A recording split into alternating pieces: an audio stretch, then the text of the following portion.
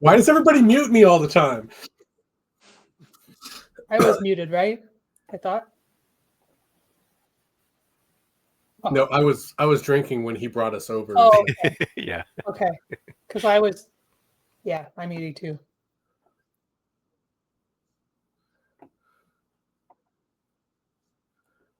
Yeah, I got a flag. There we go. Unmute my mic. Not that any of that was necessary. Okay, but that's actually kind of cool now. I'm not going to run into an instance where I'm muted for 30 minutes into the game and then realize, oh, hey, they didn't hear my side at all. It actually flags me now in the system, so that's kind of nice. Nice. All right, so we are back. We are live one more time for this particular game. This actually being the first game of August. We have got some XP to roll up. We have no birthdays in August as of yet, so why don't we go ahead and assign somebody to roll and see what we get. I say Shelly. Yeah, exactly, because she's back. Okay, she's got to unmute herself, but...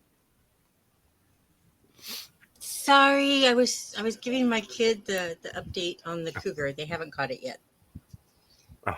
It was actually 2 sections down from where just I have him sign up to a dating app. I'm sure. Okay, I'm sure. Waiting for that. Yeah, they thought it was me, but I had an alibi. No, I was waiting for that. Yep, I had an alibi this time. No, I'm gonna try it again. Okay, my kid's still talking. Hold on.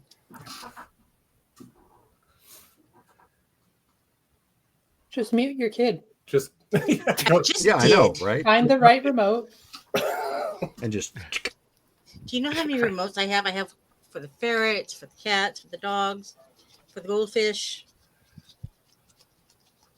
He blurps loudly. Did you say the goldfish? Uh-huh. You gotta volume up the goldfish. He actually is noisy. Or she. Huh. Don't know which one it is. We knew a guy named Glub. Yeah. She glubs a lot.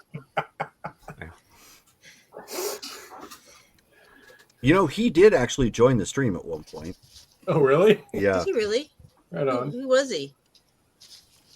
His name was Chris. Oh. I think Derek had been talking to him, and he joined at one point during the Marvel game. Before my time. Just to say hi. He is my ex-wife's boyfriend's newer girlfriend at the time's brother. Are you seriously quoting Spaceballs? No, that's actually how I'm connected to Chris. Wow.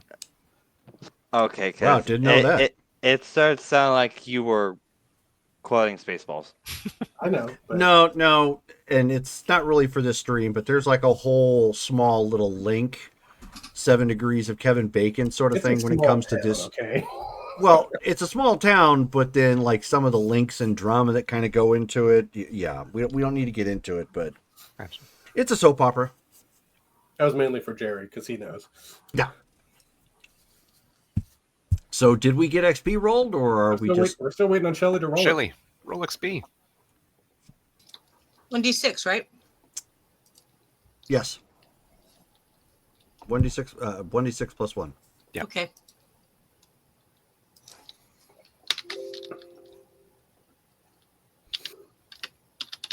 I think for a second.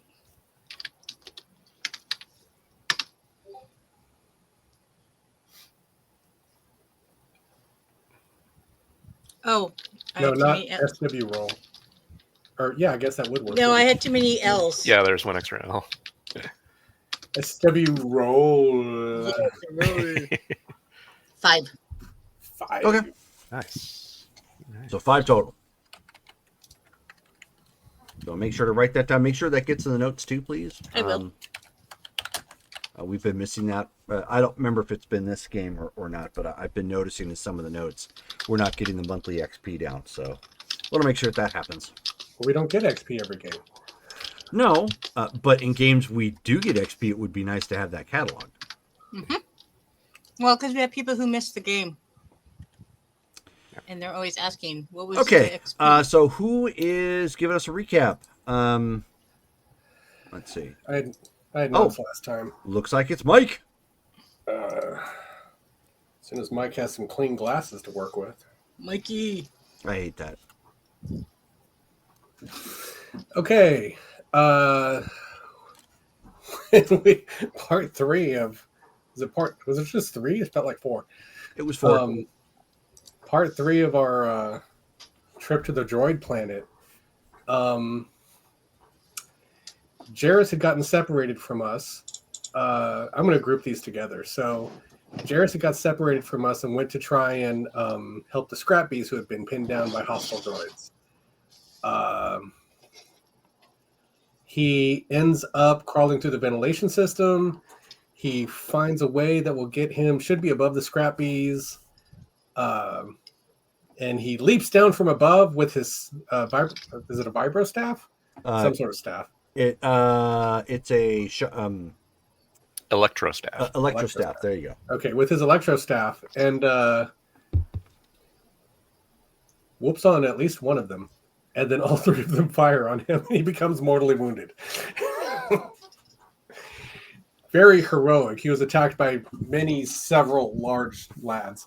Several large lads. Just a trend for him. And my next note for him says, Jarrus stays alive long enough for the scrap bees to help him out. Yay. Downstairs, we had just gotten to the bottom of a elevator shaft, and there's a door. We try to get to the door. There are 2 the worker with us peeks in and gets blasted in the chest. There are 2 security droids. Dorn and is it Nasara? Yeah, jump in to fight them. Fighting ensues. The building shifts.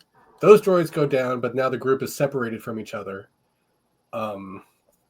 Drade, Montan, and the worker who was with us, Dante, who wasn't supposed to be there today,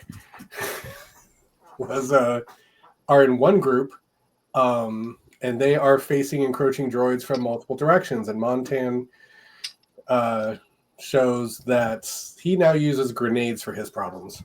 So there are explosions going off. Nasara and Dorn, in the part of the building they got shifted to,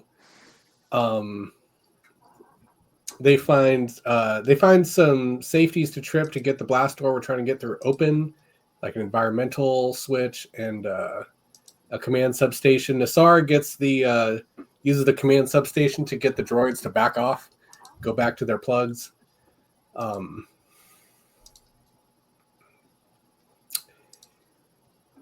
And then we get into the final boss, the Master Control Program, Casnova. So we get in there. Montan heads to the computer core, basically yelling out to Cass, "How could you? Why? You could have been a rock star, but instead you chose genocide, and so now we have to shut you down." Montan and Dorn cooperatively slice into the mainframe. We get a virus in there which shuts down the facility. Everybody else is guarding our backs. Montan takes the hard drives out of the mainframe, and Dante's like, "Are you going to steal those?" So we don't steal them. What we do instead is we go back up to the corporate offices and place a call to the director of operations, whose name is Vesk Tavar, and he's a lizard man. Montan tells him that for their efforts at freelance quality engineering of their facility, they should pay us $250,000 credits, and essentially blackmails him into it. So we walk away with $250,000 credits, and in promise not to tell our tale to the tabloids and the internet, the HoloNet. And that's it. We go back to the ship. We scrubbed the virus off the ship and on the route back from the rest of the droids, and Matt got the RP vote for the night. Okay. So we are back on Pelagon at this point. Most of you are at the apartment. When Drade, you get a message to come bring the team. There is a request for your presence. Understood. All right. So he gets on comms and lets everybody know to meet at wherever he was told to meet. And then he heads out. Okay. So it's pretty much just a ride by speeder across town over to the private estate of Senor Torinar. We don't have to keep playing through it, but obviously you guys get to the guards. You come back into the meeting room right in front of the office. Dorn, Montan, Nasara, Drade, you guys are all there. Jarrus is currently preoccupied for the time being. He of course will be there when you need to fly out, in case the scene runs later. Well, we can figure that out later. He's probably healing. Not a big deal. Yeah. That too. Yeah. What about Bob? I'm sailing. I'm sailing. What about Jarrus? He's I'm healing. he's enjoying his own supply. Good point. He would Yeah. definitely have a nice supply of the good stuff. That is for sure. Yeah, he is testing his own stuff. He's broken Yep. the golden rule. Right. But and I needed to drop this in the Facebook chat so you guys can see it. One sec. There it is. Hold on one moment. There we go. No, now. I know. All right, so Drade is presented with a data pad that has that on there. For once, of course, this isn't being conducted in the office. It's actually right there in the the room before the office. So kind of like the hallway. So everybody can actually see this is going on. He hands you a data pad, and he says this was a special delivery message, I would imagine,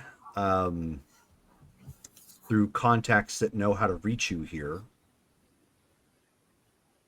Huh. Strange. So you're not entirely certain where this came from or who sent it. Well, given the logo, I would imagine, although it looks like it's been altered, it would be Jedi. Well, that's just it. You're right. It is different from the original emblem of the Order. The starburst at the top of the lightsaber. That's added. I don't know what that means. Have I ever seen that? Can I make like a roll to see if like that reminds Drade of anything he's You read or absolutely can, yes. Mhm. Okay. I will allow, I think cultures is applicable. So is Politics? politics, yeah. I've got cultures. I'll do that. Okay. Okay. Yeah, whichever's Oh, better. I need a character sheet. Brittany. Again, I didn't say it. You know what? Don't, I- don't that's tell my the bad. DM. I assume anyone who had their blasters sabotaged will have it fixed. Oh, yeah, that's already been taken care of. Okay. Yeah, damn it, it's already assumed in between games, like if there's a little bit of a time lapse, you guys would have gotten reloads and repairs to clothing and armor and so on and so forth. So, Can we all make the roll, or? I mean, I have no knowledge of the Jedi Order, but probably not. No. Okay. 22 on the roll. Goodness. You actually do know where that's from, and it's applicable to you because when you saw it, you likely saw it in passing during the Clone War. Or Clone Wars, I should say. It wasn't a singular war, obviously. Okay. And it's from the. How would I put this? It technically was, although they were working simultaneously with the Jedi. It's from the outlawed order, the Altesian sect of Jedi. Okay. So he's looking at it and he goes, This is from the Altesian sect. Oh. Wonder what they need. So then looking at it, does he have a way of like opening up the message and like reading whatever is within it? You do, but it's encoded. Okay. Can I tell how to Whoever's going typey needs to mute. Oh, sorry, it's me. I was Yeah, going that- to ask for a spelling of the Altesian. Because you were typing like Jim Carrey and Bruce Almighty there for a second. Or a secretary with very long nails. Yes. right, yeah. No, much longer than that. I can't get my contacts out with things longer than that. Poke my eye out. What's an Altesian sect? The Altesians, well, first to explain the Jedi Order, we would follow specific rules, guidelines, scriptures, whatever you'd like to call it. And there were reasons for those rules to be in place. But as you might imagine, as the organization grew and different people joined, well, there were different thoughts about how to actually lead the order as it progressed. And one Jedi named Altus, the master, had different views, left the main order, and others followed him, believing his views more so than the original order. Nothing so different as becoming Sith or anything like that, but just a different way of development and understanding of the Force. And they actually were instrumental in helping during the Clone Wars. They even helped me personally escaping the Purge.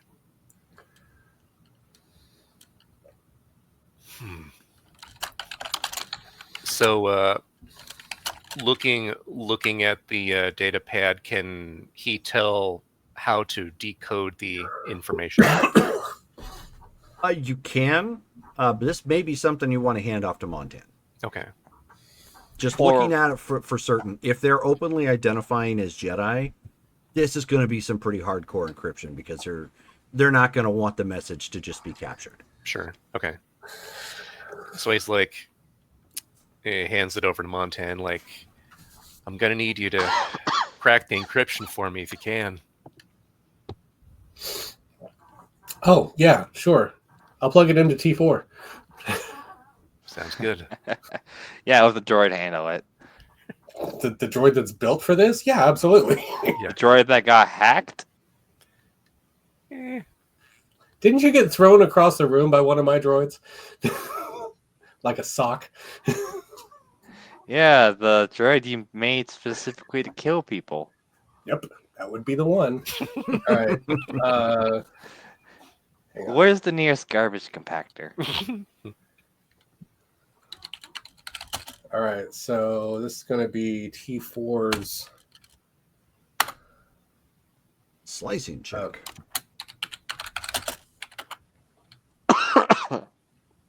29. Nice. Nice. That works. Okay, so you take a physical connection or cord out from the panel, connect it directly to the data pad. T4 does a little bit of chirping, Sounding something to the effect, although it's not in English, it sounds like that it's happy to be of use again Yes. after everything that had just happened. And lickety split, it's got that thing decoded. Welcome back, buddy. It is a set of coordinates.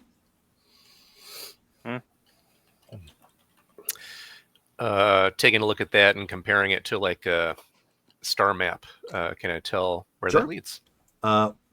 So and after you get the coordinates, you see that the data pad goes blank and there's a spark. Okay. As far as that is concerned, give me an astrogation check as you look over a star chart. Okay. Wait, can I ask T4 to the astrogation droid to map it? You could do that too. I was about to say that, but you started talking, so Well, I'm the dungeon master. yeah, I would hopefully start talking. 19. And I got a 15. Okay.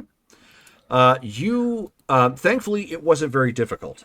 When you start it's a lot like looking at an actual map. Like if you were used to your hometown, like say if you're from Phoenix, you go, okay, well I know where the I-17 is. And so then you're like, okay, so then where do I go? So it's literally one of those. It's like, oh, okay, so it's off of this route. And you're like, okay, well then that means this. And you're just like, oh, okay, Bespin? Interesting. It leads to Bespin. It does. Huh.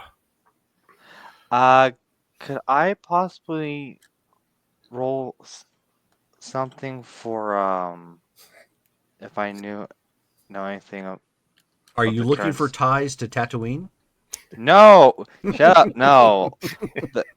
No, I think I know what you're saying. You're trying to find out if there's like ties to the Empire. Yeah, any ties or the Bureaucracy.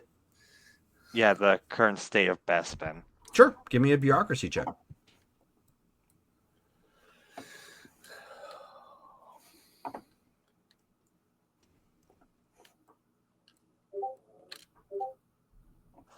I'm re-rolling that because I do not want to walk into a place that is You might Empire just owned. accept not knowing and save the reroll for like combat.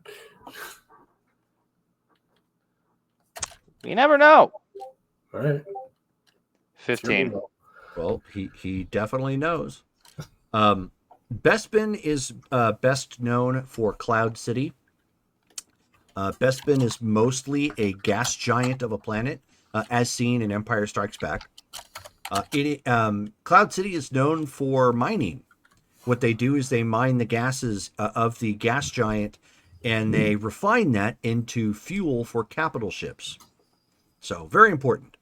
It is technically an unaligned planet, and run by a corporation that runs obviously the whole mining operation. Okay. So, of course, he just fills them in on this that Sure. it's unaligned, but it is known for cloud sitting and the No, Cloud City.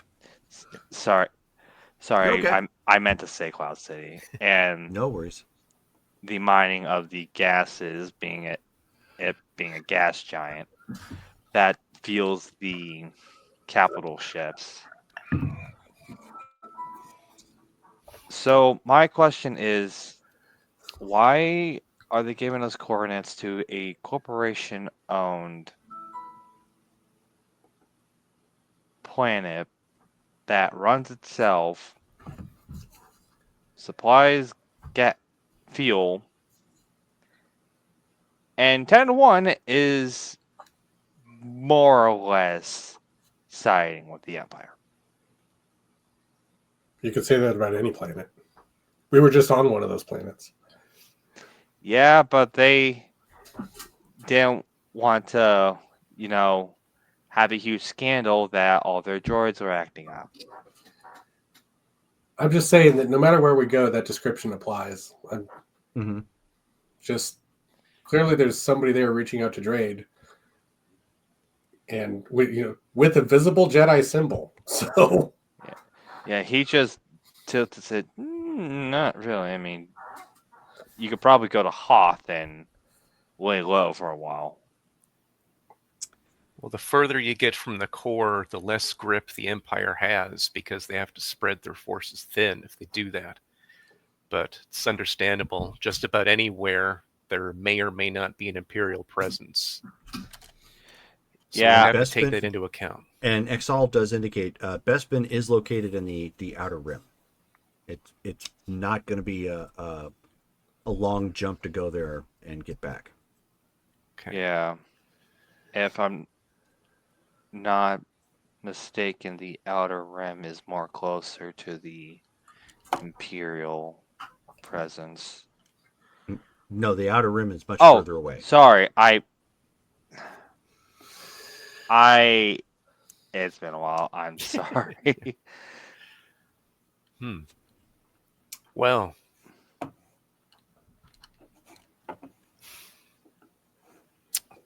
Lord Tornar, do you have something else that's pressing, or are we free to explore this? Well, there is one other issue that has arisen. I've managed to locate Ashi. Really? Where is she? She sent a private signal through a through a contact. Apparently, she knew enough how to. She understood enough how to pass along a private message. It came to me physically though, so it wasn't something that was encoded. But she's on the planet of Fondor.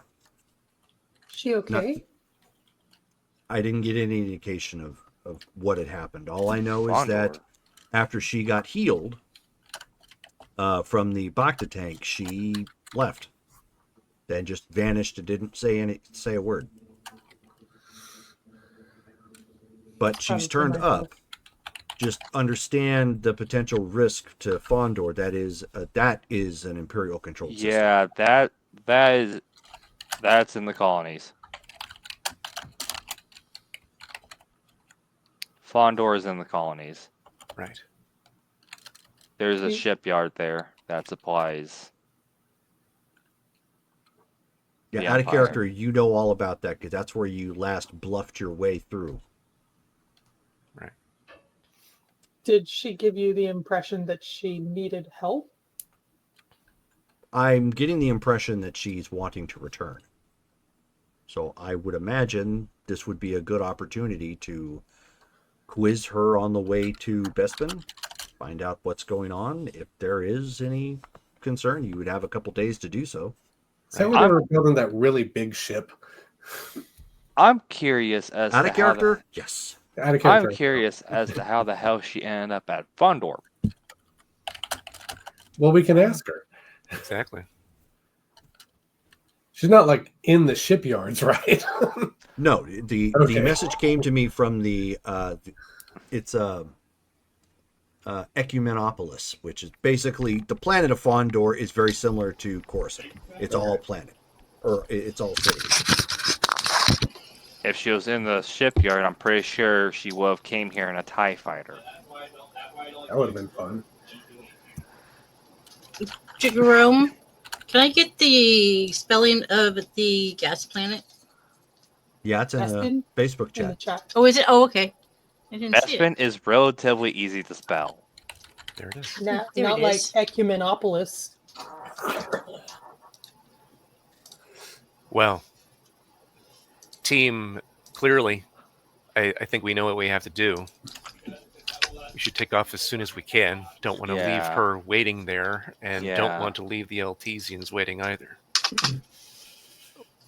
Let's get her first, since who knows yeah. what she's done, and that may have riled up the Empire. Well, let's at least get her. No matter what's happened, again, once we find her, we'll make sure she's okay, take her with, find out what she's been up to. I'm glad Yes. that she could be found. Last thing we need is that Inquisitor showing up again. Nasara, as you're standing there, you feel a tug on your outfit. I look around. And there are two boys who look like they're about ready to explode in the face, and they're kind of doing that like hippy hoppy dance sort of thing on each foot, and then they start quietly saying, "Mom, Miss Merrick's mom, Mom, Miss Merrick's mom, Mom, Miss Merrick's mom. Can we go? Can we go? Can we go? Can we go?"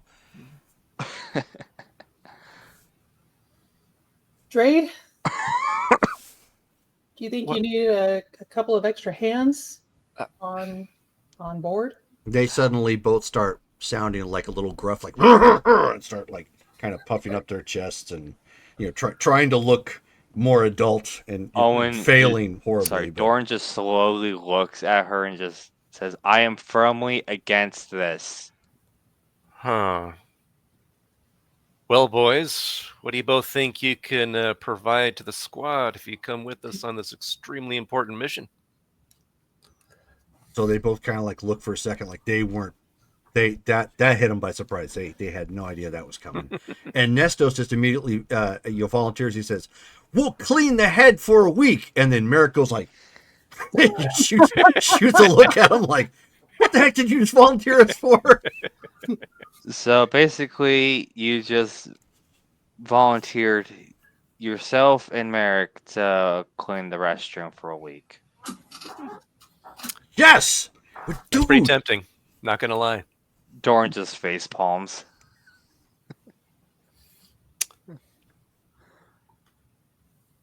Well, it's been a while. I think you boys could use a bit more experience with us. I think we can do it, as long as your mother is okay with it. Looking to Nasara. I think they can handle it. They right before she said that, they were both giving her the poochy lip. Just All right then. Jerome, were we able to successfully receive that 250K from the thing? Okay, good. mm-hmm.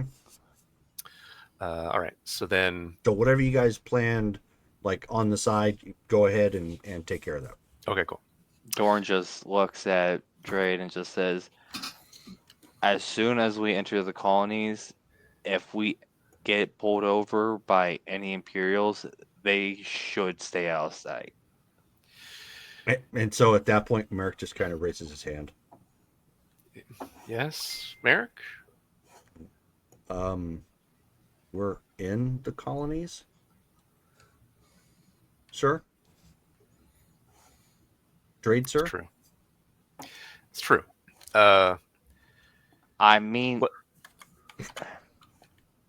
we it makes sense, Dorn. I get where you're coming from. It was hairy last time, but at the same time, these guys do need some experience, and I They think handled we can be themselves- aware of it. They handled themselves remarkably well last time, and it's been a while. They've had some more training. I think they'll be okay. against assassins that they took by surprise and one got fried by lightning.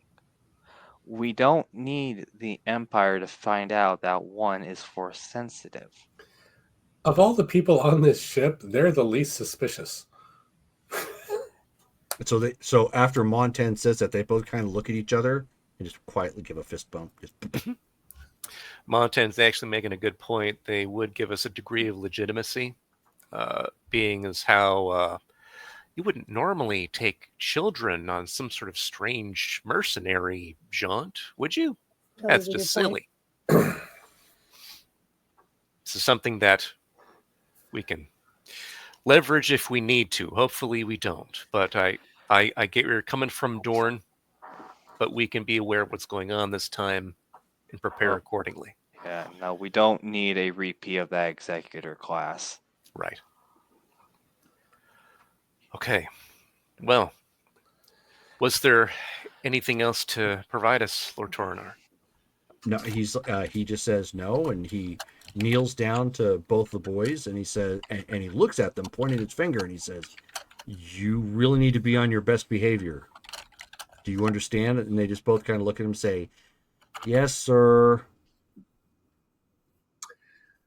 Also, I have a protocol droid that hasn't been getting much use, so I'll download their coursework. There you They're all, go. and they're all, "Aw." That just gets a chuckle out of They'll Dorn. have a tutor in flight. So Nestos is just like walking away, like, "Stupid Moss man, just." You fry Montan's droid, Merrick. You're getting in trouble for that. And Merrick's like looking around. It's like, but how would I fry him? I'm meaning the droid. I don't fry droids. Like, that's a Nestos thing. Oh, yeah. Either of you. You managed to destroy that droid. Yeah. So at that point, like, kind of, he's looking around. And he says, "Mom, permission to go be in the colonies?" Yes, you may go beyond the colonies. so he just walks off to go, meet back up with Nestos. Dorn just looks at Droid and just says, I'm locking my door. I don't trust either of those two. I thought I had the role of the grumpy one on the ship, but okay. Last time I looked, I remember you guys were all bunkered together, so I don't know how you're going to lock the door. With a welding torch. Oh boy. From the inside or the outside? Inside. Interesting. So outside would be funnier. All right. So Drade's like, all right, well, we need to make sure that we're equipped. We have everything we need to take Well- off. I'm not sure if Jairus will be able to come with us or not, but Who knows? time's of the essence. Luckily, my stuff got repaired when we got back, so they're in use again. Okay. All right. Lord Toronar, thank you for this information. Much appreciated. And we'll return from this as soon as we can. If it's an emergency, when you get to whatever that symbol is meaning, let me know as soon as possible. Will do. And force be with you. May it serve you well. Gets up and leads everyone out. And he's like, okay, everyone, let's just make one more check. Make sure we've got the gear we need. And once we're ready, let's all head to the ship and go get our crewmate. Be good to have her back. Okay, so this is sort of in and out of character. With the money we got from the last game, we bought a tactical battle computer for T4. Yeah. Which means that guns that are connected to that computer have a little thing on them for when it activates. So he can handle 7 guns at once. Oh, sweet Jesus. Which means that if you have multiple guns, you should probably figure out which of your guns is linked with T4. The only multiple gun I have is I still have my E11. No, Like, you he's got, like, a talking heavy about repeating in the blaster. he's talking about in the ship. Oh, Yeah, I mean, you have like a heavy repeating blaster and probably a holdout blaster, right? I have a holdout blaster and a micro grenade launcher. yeah, I have a holdout blaster and my repeater. I just still have my blaster rifle as just like one of those backups. What I'm saying is pick a gun and notate that it's linked. Okay, good. So to if the know. bonuses come into play, you'll know which gun gets a bonus. So if I link one of my guns to T4, it gets a bonus. Sometimes we can go over it if it comes up, but Yeah. But it up to 7 weapons can get a plus 1d bonus to shoot I guess every other round. We need to get into it, but Yeah, where did you pull that up from again? I'll put it in the chat. I'll drop Okay. the but Well, I need to find out what book it's in though. it's in the main book. Okay, cool. It is page 396 in the main book. Cool. So the only. anyway, Oh, go ahead. I'll drop it in. I'll drop the screenshot in the chat so Sure. we can move on. But and Montan is replacing his lost ion grenade from the last game, and that's all the shopping I need to do, I think. Okay. I'm looking at what there is in the shop. Yeah, Drade's gonna get a new blaster power pack and another med pack, and he'll link his heavy blaster pistol to that tactical computer. Okay, well, we're not shopping right now. Let's get back in the game. You guys can deal with that later. Oh, my bad. And it was what page again? 3 what? 396, bottom right. 6. There we go. Tactician battle computer.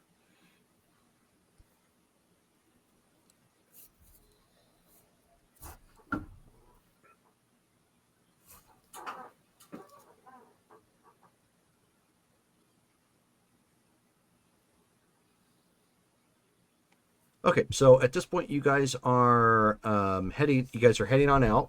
Right.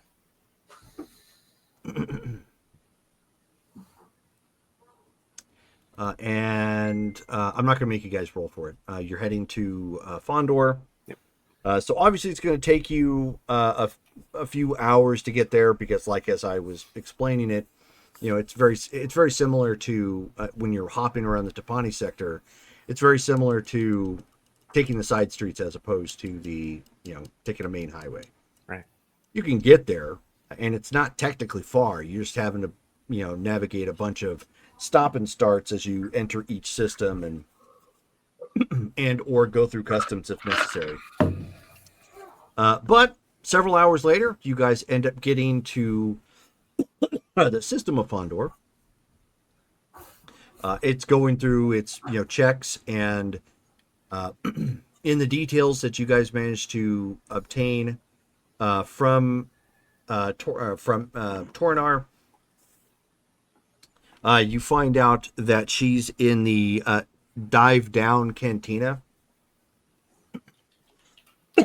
which is close to the surface. So thankfully you don't have to go terribly far. So if you can picture visuals for Coruscant on planet side on Fondor itself are very similar.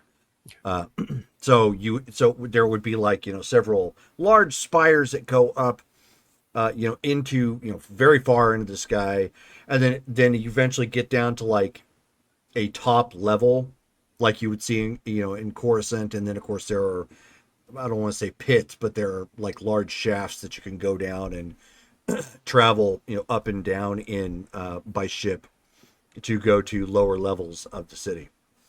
She happens to be in a cantina that's on that top level.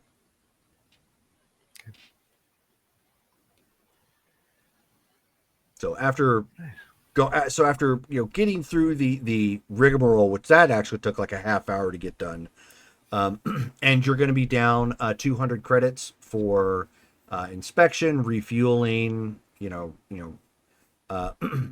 well, refueling, and of course going over the foodstuffs and getting any of that needs to be supplied or whatever. It's, you know, still a requirement. Yeah, Drade pays that. Boom.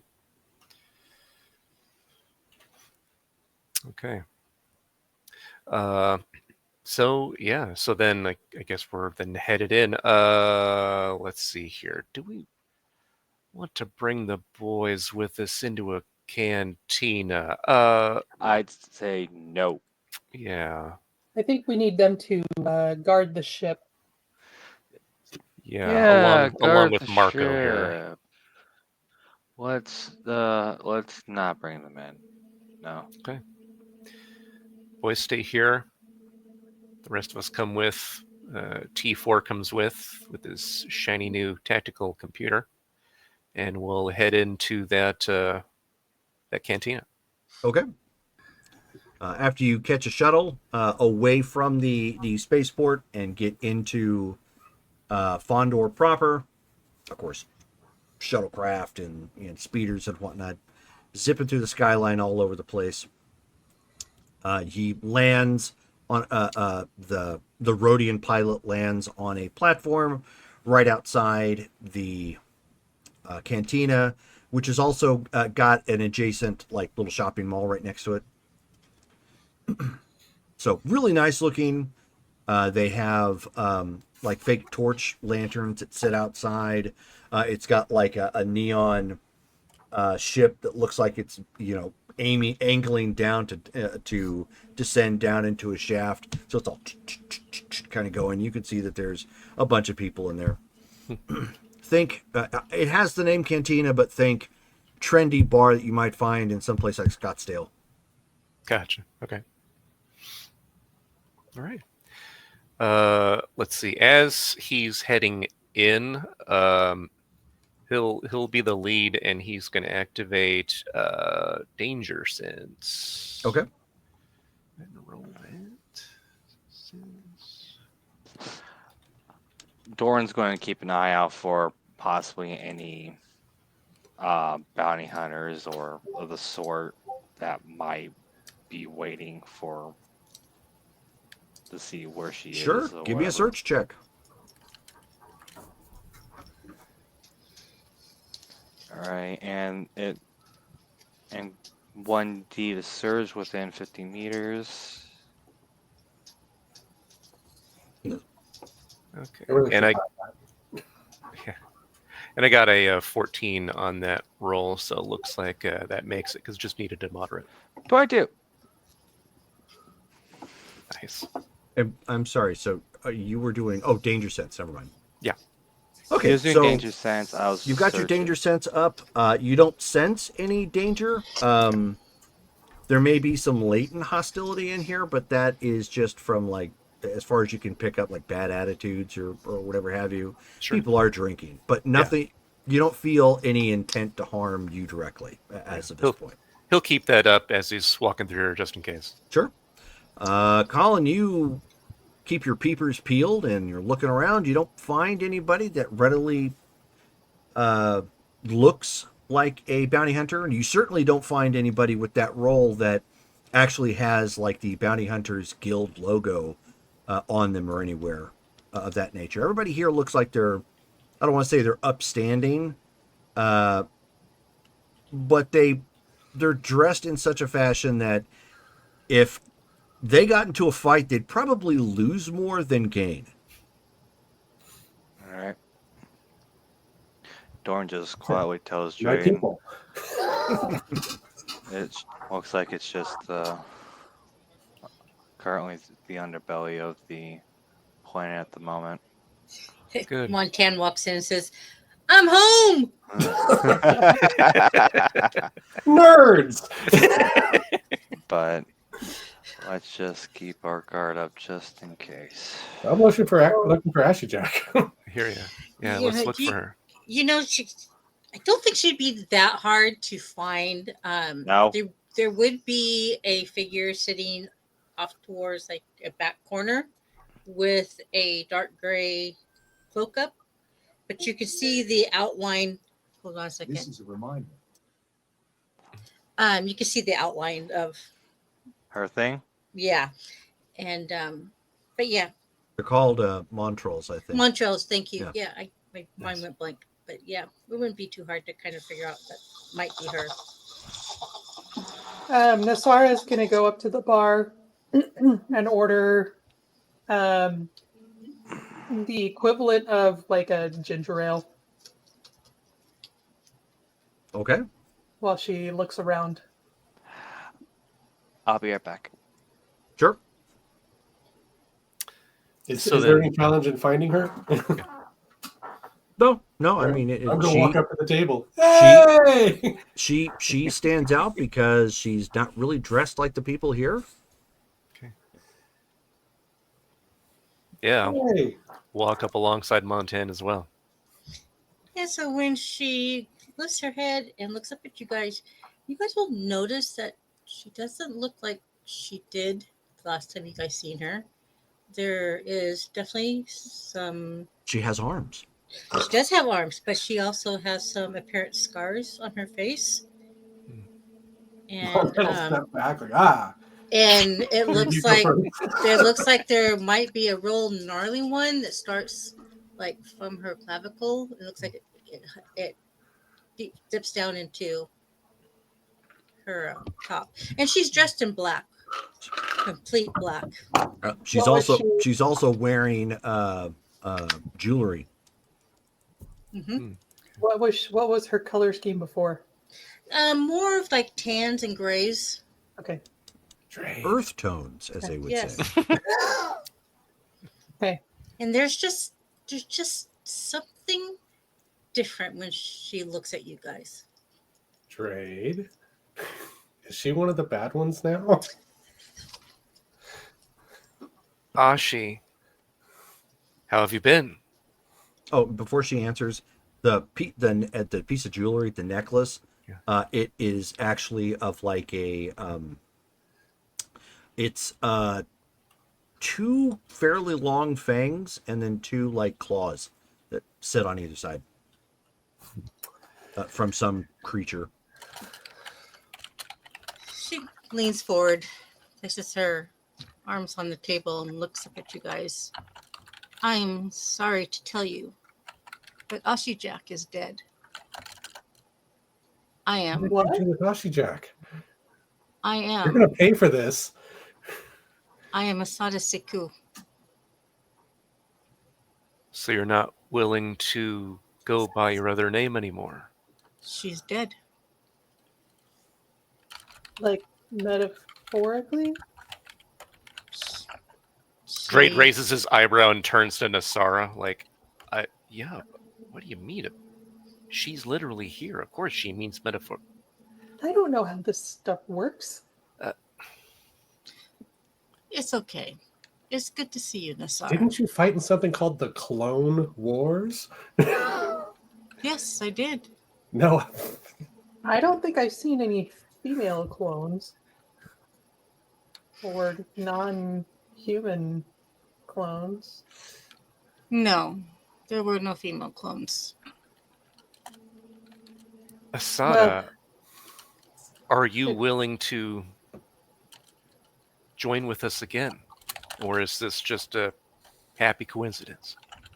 No, it's one of the reasons why I reached out to Lord Torinor. I've completed the training,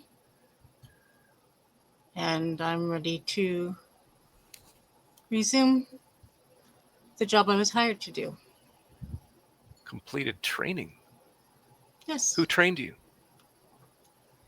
a teacher. Not willing to say That's who? vague and off-putting. No. For a reason I would think you would understand. Given your appearance, I do understand, but I think you'd understand how I'd also be suspicious. Is Of this course. going to come back to us? Is this something that you owe someone? No. I was found. And for good reason. And was given training. Are you And it okay? is- I feel more balanced, yes. I don't. Is he's looking at Drade? Is balance a good thing? She was good before. It depends on what that really means. That's actually been up for debate for a long time throughout certain circles. But we can talk more about that when we get on the ship and away from here. Yes, let's get in an enclosed space. She will retrieve her blaster, stick it in its holster, and stand up. After you all. There are certain individuals on the ship right now that will be happy to see you. The boys. Good. Very well then.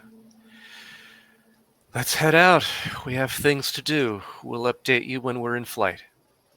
And she does walk with a whole lot more confidence.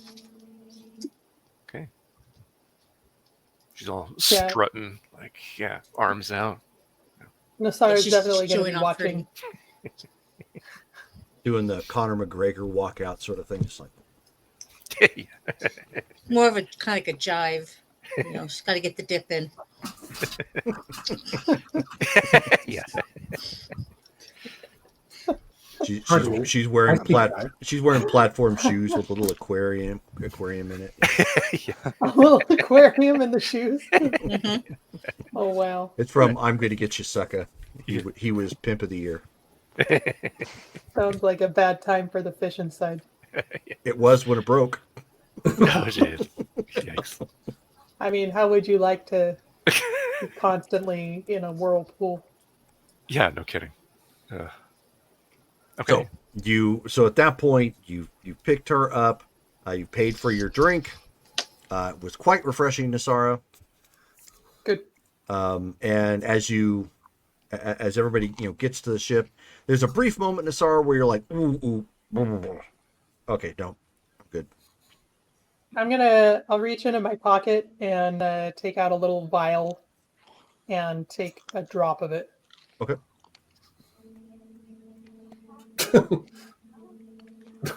You doing okay there, Back. Nasara? Yeah. And so by the Okay. time you guys get back to the ship, Nestos is like, Ashi!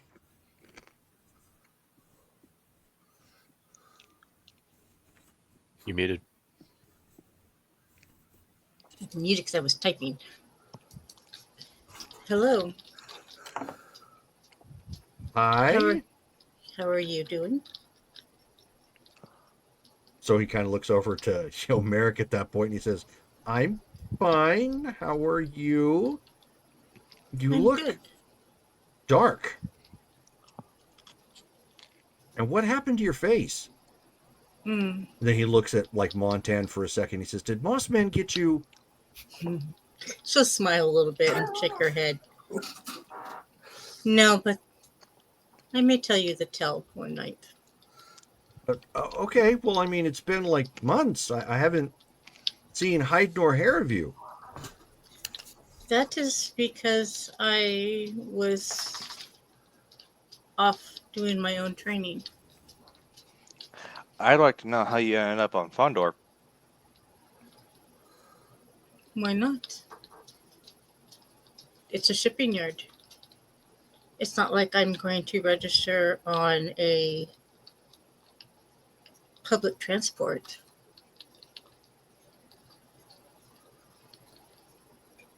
And of course, And it also keeps Drade's up the and away at location. this point. It also keeps the location of my teacher hidden.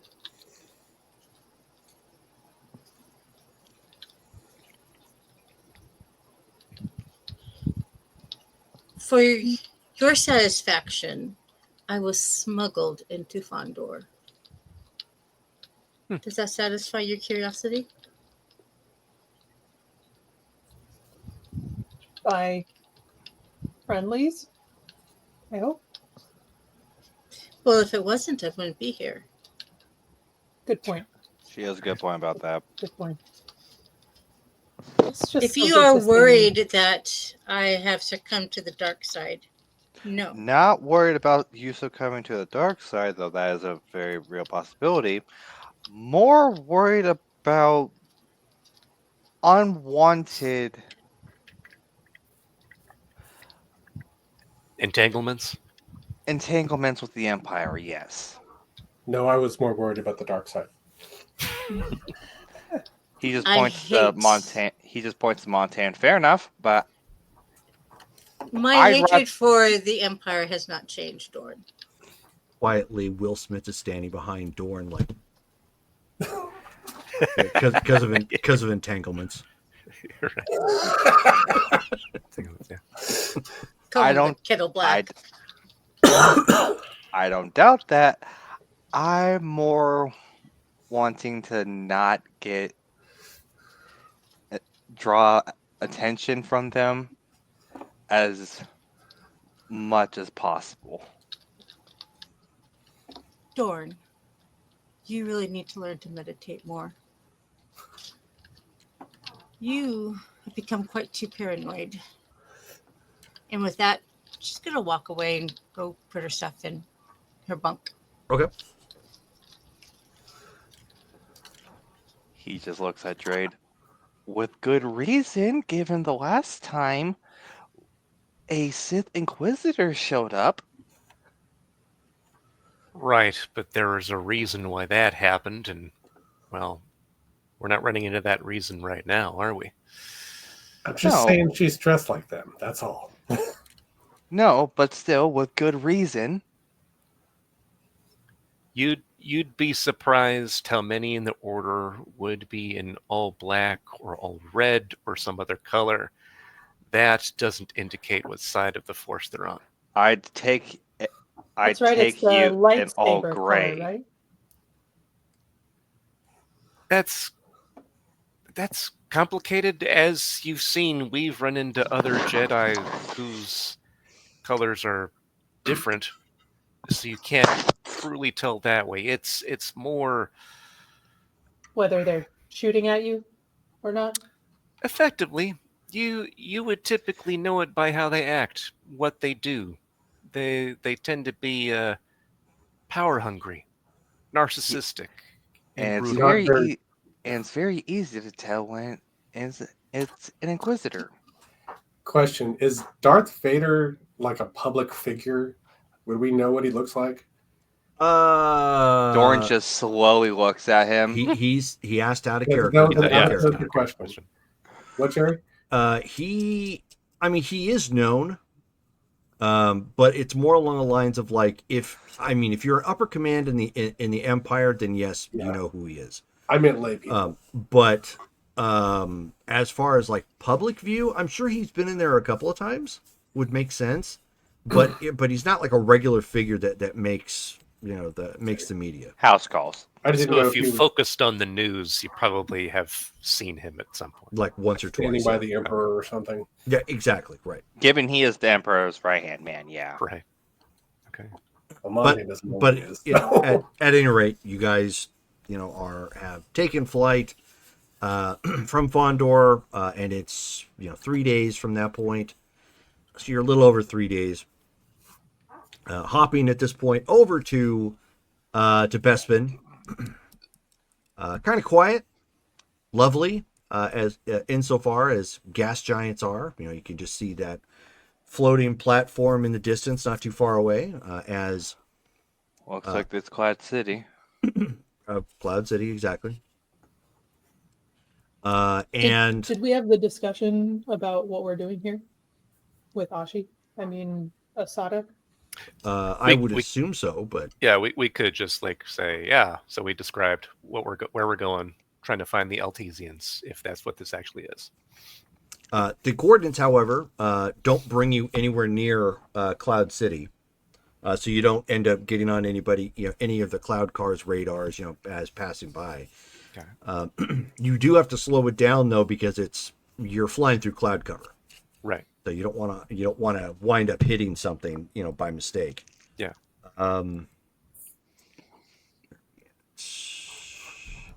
Bingo.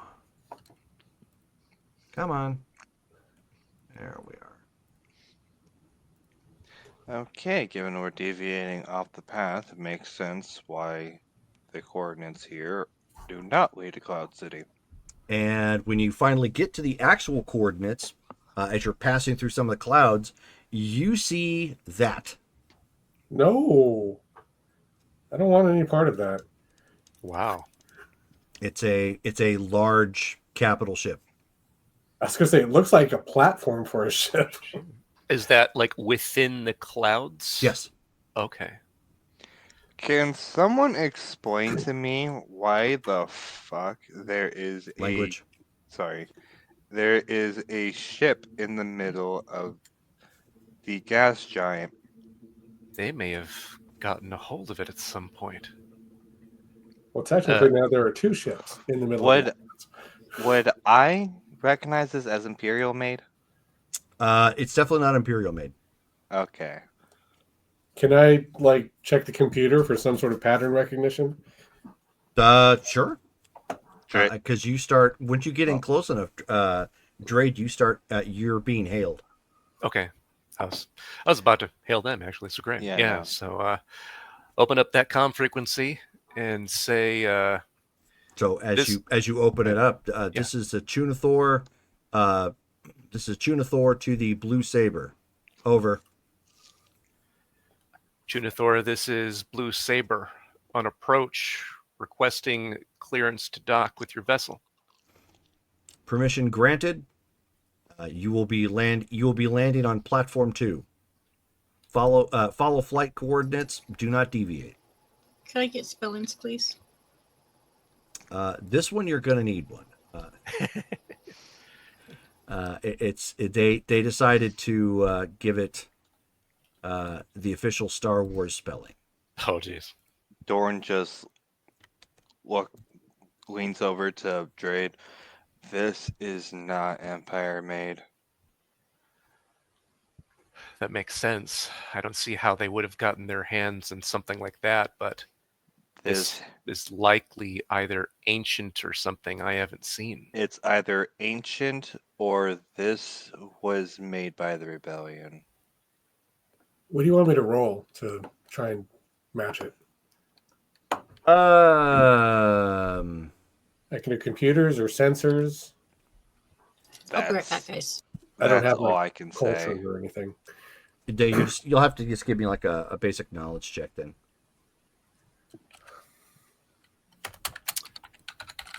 So Drade will acknowledge and go ahead and follow the path to dock. Sure. 16.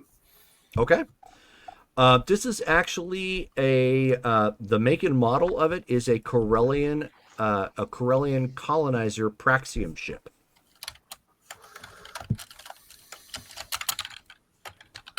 Oh, Corellian colonizer. What? I put it in the Facebook chat. Okay. Some big $3 words there. So. Yeah, Corellian colonizer Praxium. Interesting.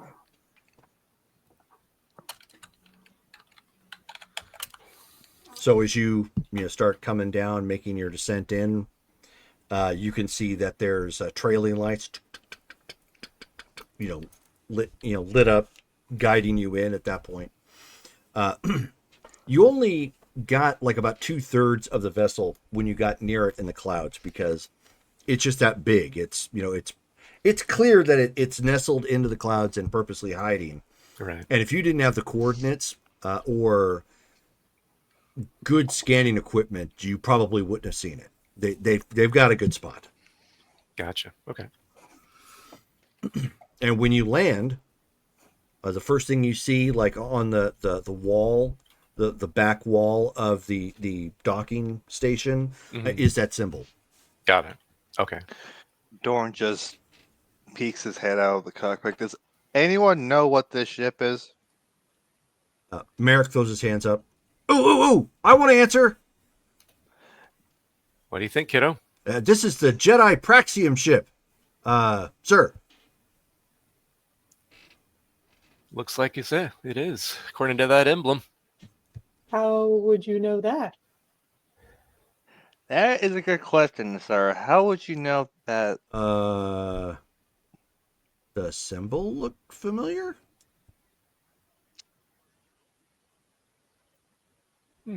Guess that's true. But how would you know the model? Because we had a history lesson a while back, and wait, does he know that we're training? Yes. Okay. On Jedi stuff. Yeah, so Yes. There you go. So Point at the symbol. yes, so Merrick at that point goes, we had a history class, and we learned that the Jedi had some ships. They had a stupid one that required a hyperspace ring, and they had some really cool looking Naboo-like vessel. They had some stuff in the Old Republic, but I guess that's all junk now and all gone. You know, at this mention, every time you guys mention Jedi, Sonya's gonna look like she's got some bad taste in her mouth. Okay. Your camera's out, by the way. Oh, thank you for. Yeah, thank you. Don't you remember she's dark now? Oh, Very dark. oh no. Should we start playing Linkin Park for her? Little MCR. Yeah, and Alexa was just gonna start playing Linkin Park. Yeah, you Hey, guys Alexa, activated the play assistant Linkin already, so the droids are rising up. Yeah, because I was just about to tell her to turn some lights off, and then just popped up with Linkin Park. All right. Well, as you guys, land, come to a landing at this point, you end up seeing a female Kaminoan come walking up to the door as it slides open to greet you. I do have a picture of her too.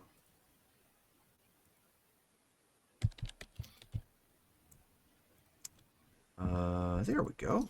The Kananomans, those were the ones that made the clones, right? That is the race that made the clones. You How are many correct. variations are there in female Kaminoan? How fun this is going to be. Oh, okay. So she is there, and she has Question: can I possibly roll alien species due to my time in the Empire? for her, you're not gonna, you won't have to. Okay, I was just wanting to. The Kaminoans made news because they're the alien race that made the clones, and they were also the race that was almost bombed into extinction by the Empire. Right. Dorn just puts a hand to his mouth. Okay, I come on. This is going to be fun. Imagine that, a Kaminoan rebelling against the Empire. I know, right? Yeah, I mean, but still, I Put that down as the least surprising thing I've seen today. Right. And she actually has somebody standing beside her. Someone who looks a little young, perhaps could be a Padawan.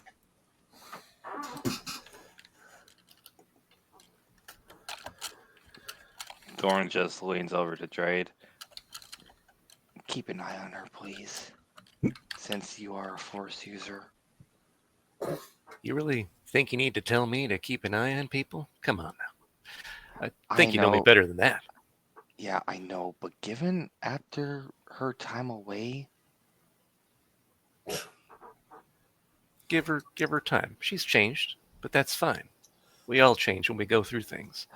And I she's clearly know. gone through things. I know, but I'll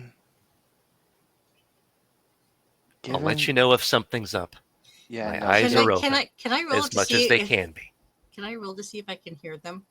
given You can give me an investigation check. Okay. can I roll sneak?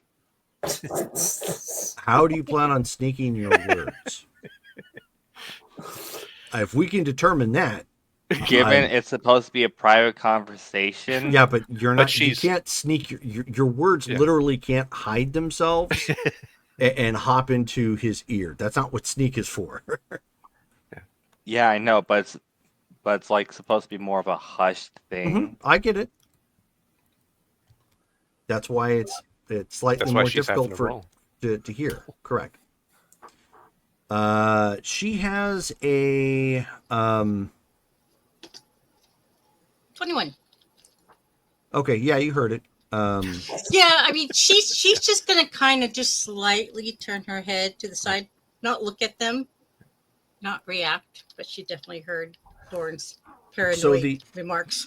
The Padawan who's standing right next to her is a male version of that particular race I just posted up there. They're called the Cassurian. Huh. Okay.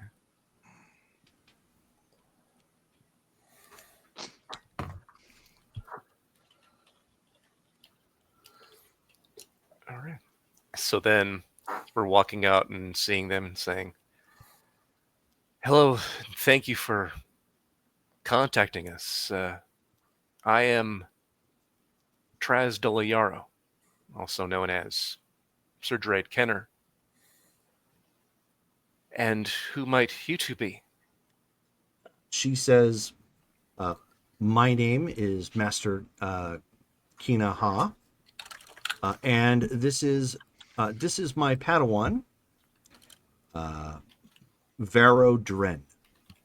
And you see the boys wave to Vero. Vero's all.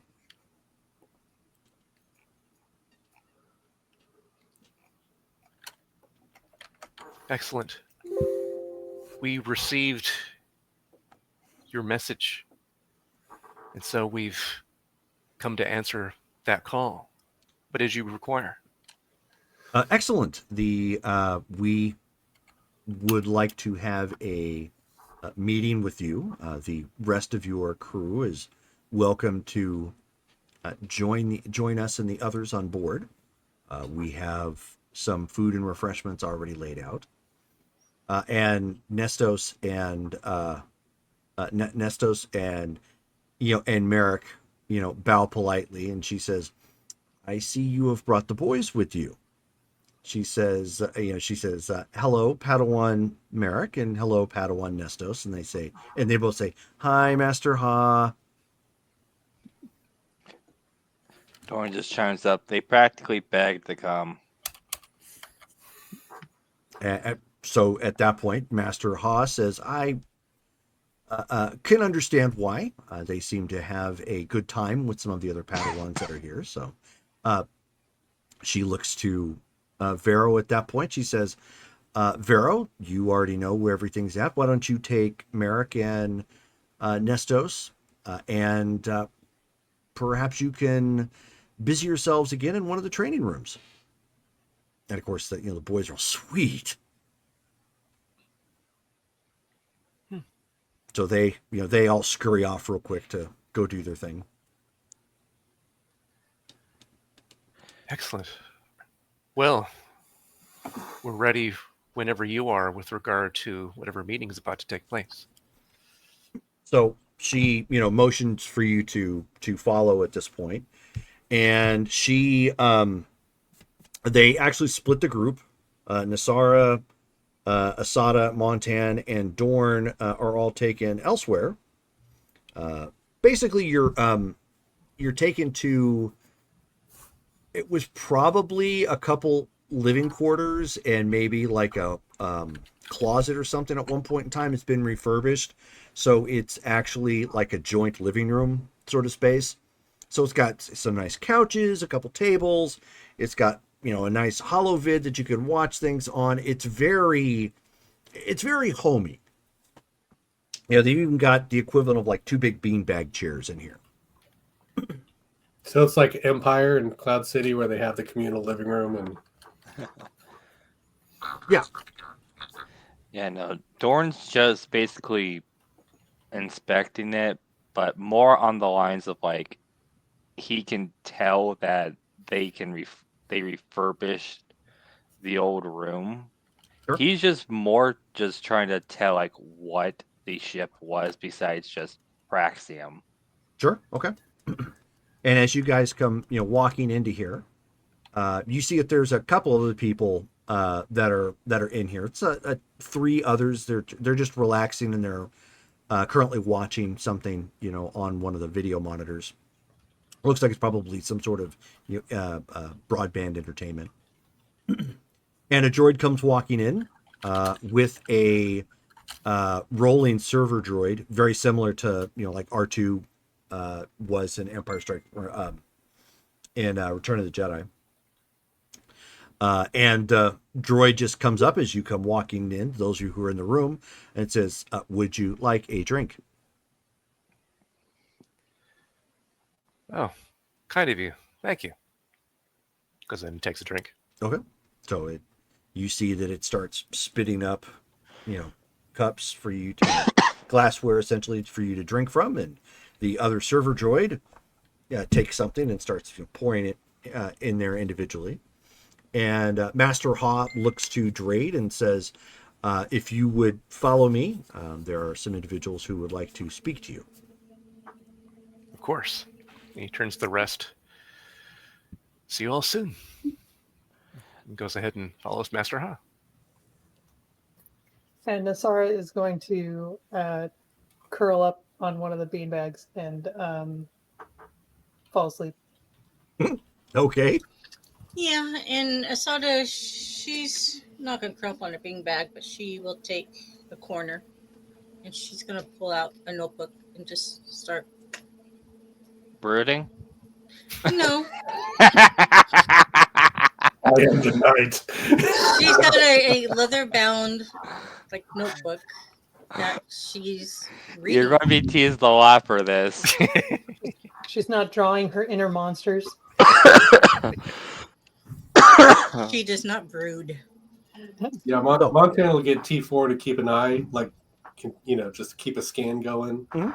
and then sit there with his data pad, do some work. Okay. So Drade, Master Ha is walking with you. She's not in any particular rush, and as you guys are walking, you can see that based on your impression from walking around where you're at, there's not a whole lot of people aboard this ship, despite how big it is. Yeah, But wow. occasionally, as you're walking down some of the halls, you get passed by droids that are in operation for something, that go walking by. So it's not uncommon. It's actually fairly common to encounter droids of some kind, like even other astromechs and protocol droids and whatnot is wandering like they've got Droids, something I assume. going on. Gotcha. Okay. But Master Ha looks to you and she says, "Well, you clearly look better from the last time that we met, although admittedly I don't think you recall."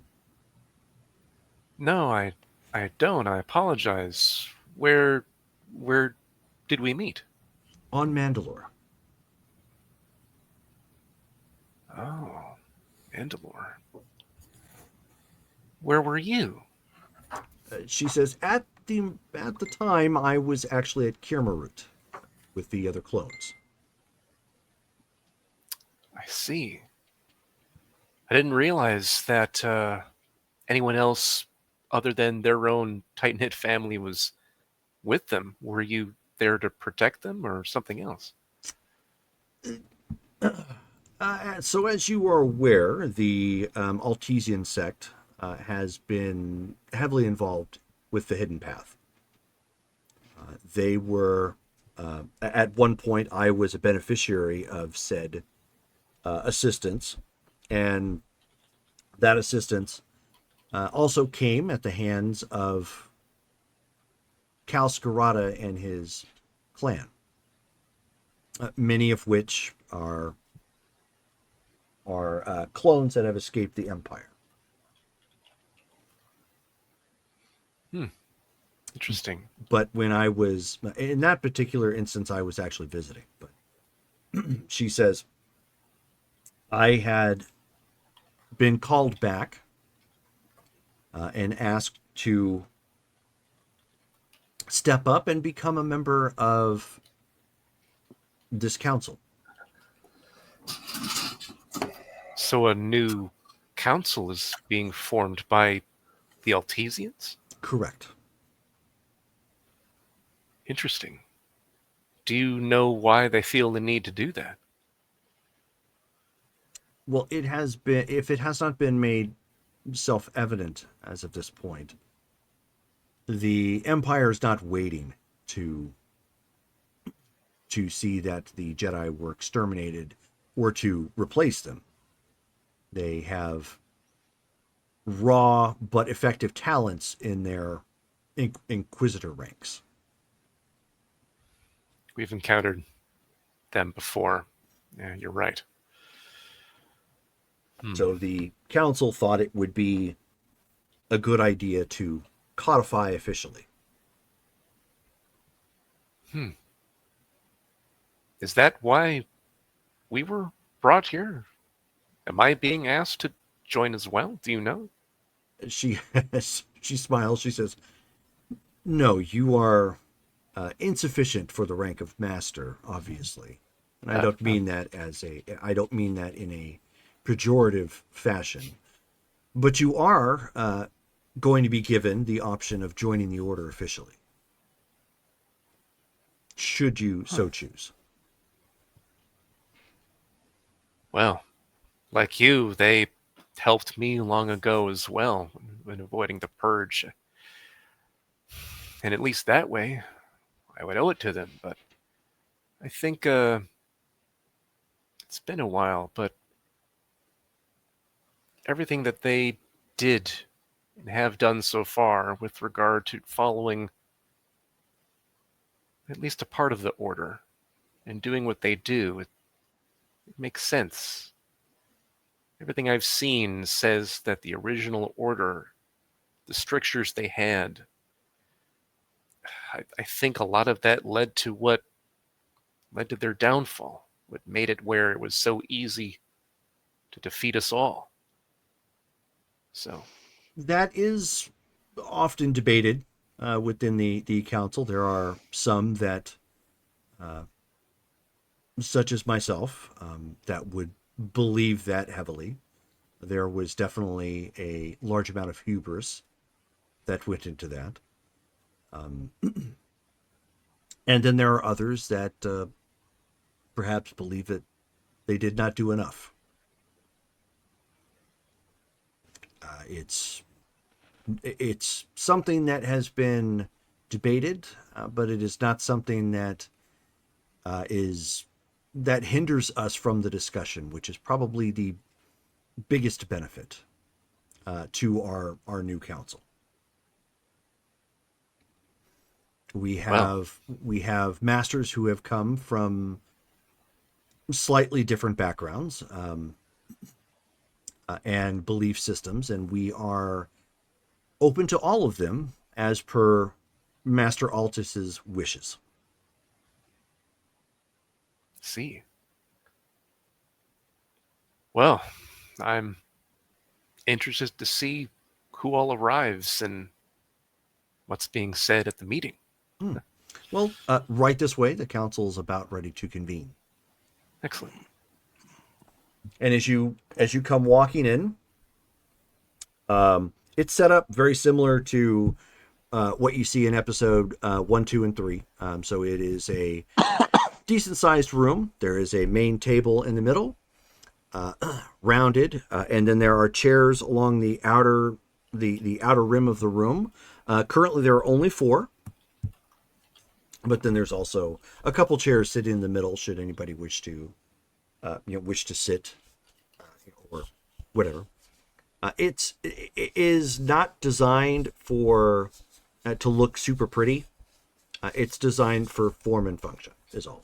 So the seats are comfortable, but otherwise there's not a lot of flash. There's no heroic busts up on a wall or anything of that nature.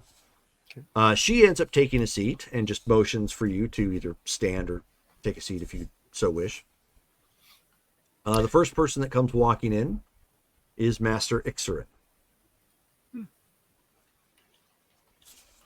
And when he sees them, he'll give them a courteous nod, acknowledgement. And he nods, of course, in return.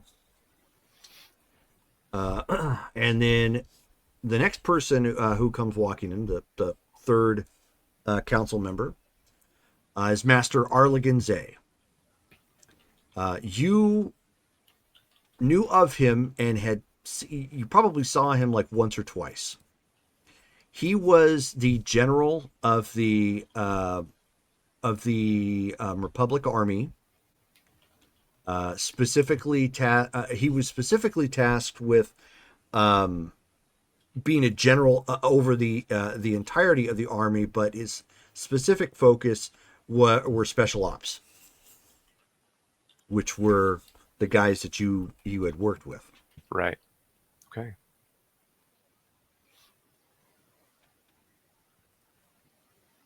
And so he sits down and looks around to the others, and he looks to Master Ha and Master Ixarin, and he says, Drade, you may sit or stand, however you please. I trust your trip here was uneventful? Correct. We actually needed to re-find one of our own, Asada. She's rejoined our crew. We had heard a rumor that she had gone missing. Is she well? She is. She has clearly been through a lot during her trip, and she claims she's even received training, but isn't willing to say exactly who from.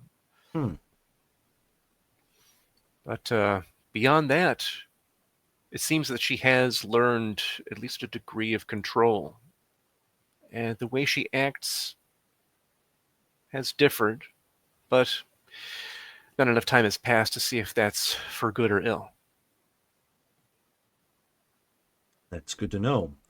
We'll perhaps need to keep our eye on her a little bit, but we will trust what you say. She is a member of your crew and a friend, so we will defer to you in her regard in all things.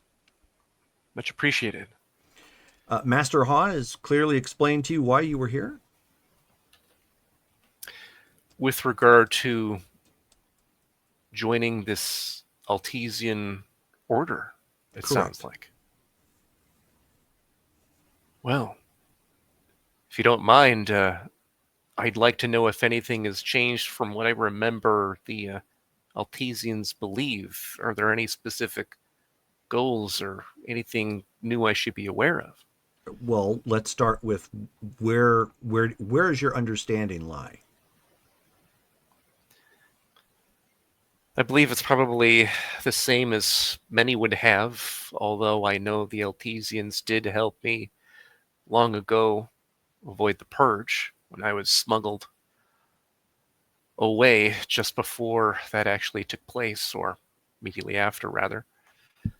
But I know that Master Altus had left the Order some time ago because of disagreements with how the Jedi Order would run things effectively. Beyond that, it seemed that he would gather others that were of a similar mind, and then they did eventually help with Jedi escaping the Empire's clutches when that came about. More than that, I'm fuzzy on. So at that point, you end up seeing a ghostly image appear in the room, kind of blue and whitish looking, Okay. almost giving the impression of a Force ghost. Okay. And it is of a woman, with would probably be short dark hair. Given obviously the limited color palette, it's hard to say what exactly. But dressed in visually in probably typical Star Wars denizen fashion, not like robes or anything of that fashion, but like she could probably just blend in as a random technician or a pilot of some kind or something. Okay. And she, looks to the others. She says, "I apologize for being late." And, Kina Ha kind of rolls her eyes. She says, "You're never technically late." And she says, "Okay, fair enough. Have you already asked him about if he wanted to join? What did I miss?" And so she says, "Oh, hi. My name is Callista. I apologize. Pleasure. I am the ship." Oh, fascinating. A holographic virtual intelligence. At that point, the three masters kind of snicker a little bit. And she says, "No. Oh, I am one with the Force in the ship. I see. I didn't realize that was entirely possible. It was something that Master Altus had theorized could be done. A Force essence into a piece of equipment or something similar to a holocron. Long story short, I wasn't given a whole lot of choice, and here we are. I see. Well, fascinating. That's amazing, actually. And so at that point, Master Zay is like, well, that is one of the points that forgive me, which name would you prefer to go by? I understand that you have an alias. I do. If we're here, Traz Doloyara was fine. If we were out in the field, then Sir Kenner, Sir Dre Kenner. I see. So Traz was asking about some of the differences, if any, in our Altesian sect. And she says, oh, well, this would obviously be one of them. The Jedi frowned upon this sort of idea, as they did many other avant-garde ideas. And, and of course, Arligan Zay is like, because the other two are kind of looking at him, and he's like, okay, fine. Because it's clear he came from the Jedi Order to here, like, after the fact. Yeah. Whereas they were probably more on board, way earlier on. But anyways, he says, that's obviously one of the things. We don't shy away from experimentation or exploring theorized ideas about the Force. One of the things that Master Altus espoused was that masters could have multiple Padawans, which that was frowned upon, obviously, by the Jedi, as well as ties or bonds to family members or loved ones. I don't know if you were aware, but Master Altus had been married to somebody after he had taken the role of master.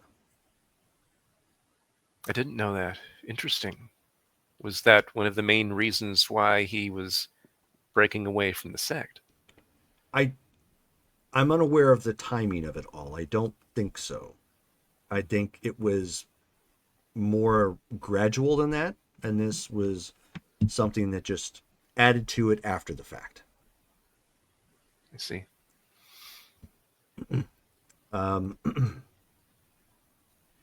He says also, Master Ixarin has been exploring what he calls the Prism Doctrine.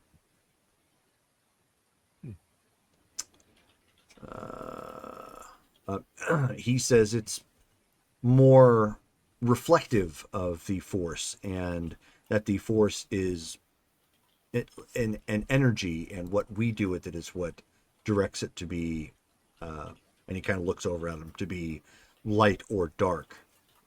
And he kind of nods, like, intermittently. He says, so there are a great deal more freedoms here that we have that the original council would have frowned upon. Sounds like it, especially with regard to how the Force is used. I've learned that specific techniques, they're simply paths directly to the dark side, but it sounds like amongst the Althesians that's not necessarily the case. That is correct, although one could argue, and he turns to his fellow masters, and this is something we have debated, that over-reliance on a blaster could lend somebody to become a common murderer, in so much as over-reliance on a force power to do certain things could become abusive in its own right. I see. But you are not wrong. We are attempting to honor those who came before us, but also explore what perhaps needs to be explored. Try something different from what the Jedi Order was doing. Makes sense. Correct. Well, fascinating. Do we know how many have been able to join this order yet? We don't have well, for this order, we have unofficial numbers. We know who is here and who is abroad. I think there's somewhere in the range of 20. It's more than I expected. Ever since the Purge, it was difficult to believe there was more than just me who had escaped, and now I just keep learning there's more and more. It's phenomenal. Well, there are others from the Jedi, from the main Jedi Order that have escaped. We don't necessarily know of their whereabouts. Like, I am aware that Master Yoda successfully fled, unaware of his location, but I know that he managed to successfully flee. it's great news. Well, beyond that,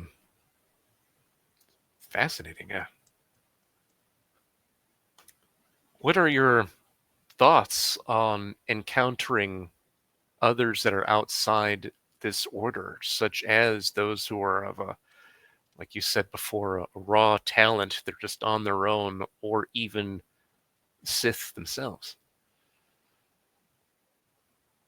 Well, we need to take them at their actions, meet them where they are, and understand that not everyone is here for enlightenment, and also understand that some may have a misunderstanding. We obviously still cannot operate out in the open, so that is a concern. And there are other darker forces that are out there that are not Sith that are still issues to be dealt with. So right now it's take them as they come type of situation. We're not exactly declaring anyone as an enemy or anything of that nature. Not immediately. Obviously, we're at direct contentions with the Empire, so that makes it the easiest to delineate there. But unaligned individuals who utilize the Force, no. We are attempting a different route than the Jedi Order before us. The Jedi Order before us, one of the bones of contention was the use of law to take younglings away from their families. Now, while there were others that dealt with this in a more sensitive manner and provided options, ultimately that is the approach that they took. And that is not something we want. What would you do differently when recruiting new raw talents? It's usually up to the individual, with an emphasis on remaining private and silent. Because to expose ourselves would be to expose that individual as well.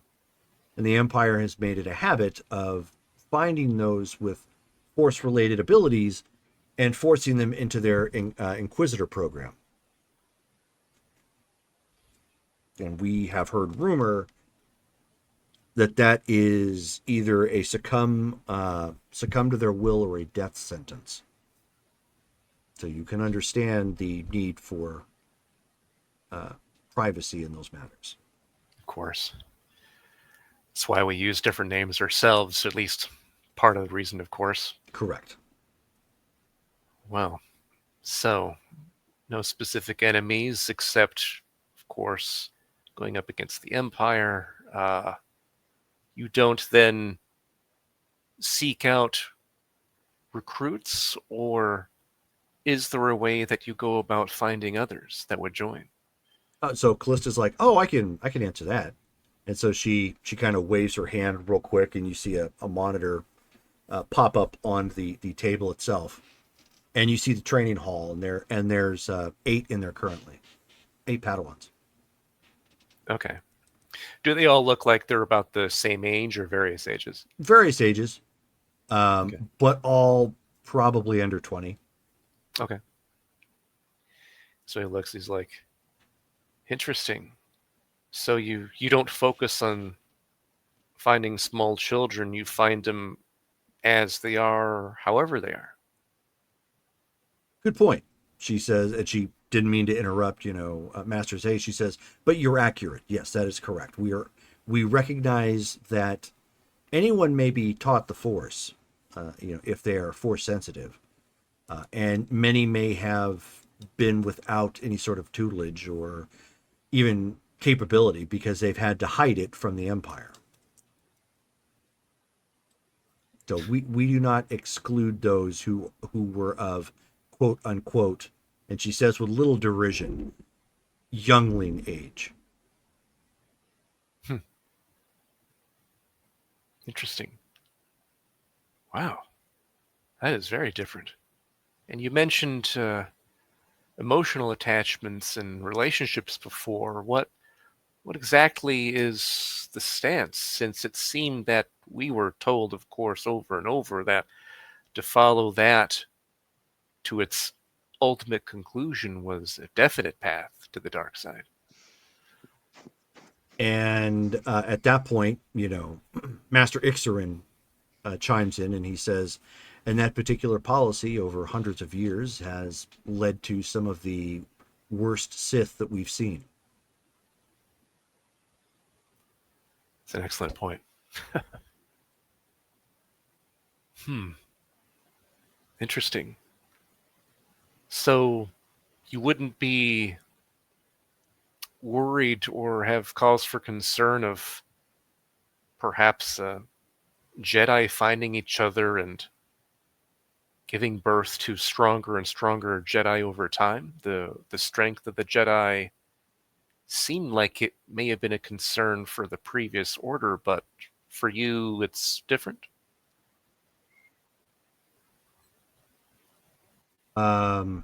They say, so then at that point, Master Ixarin says, have you heard of the story of Nomi Sunrider?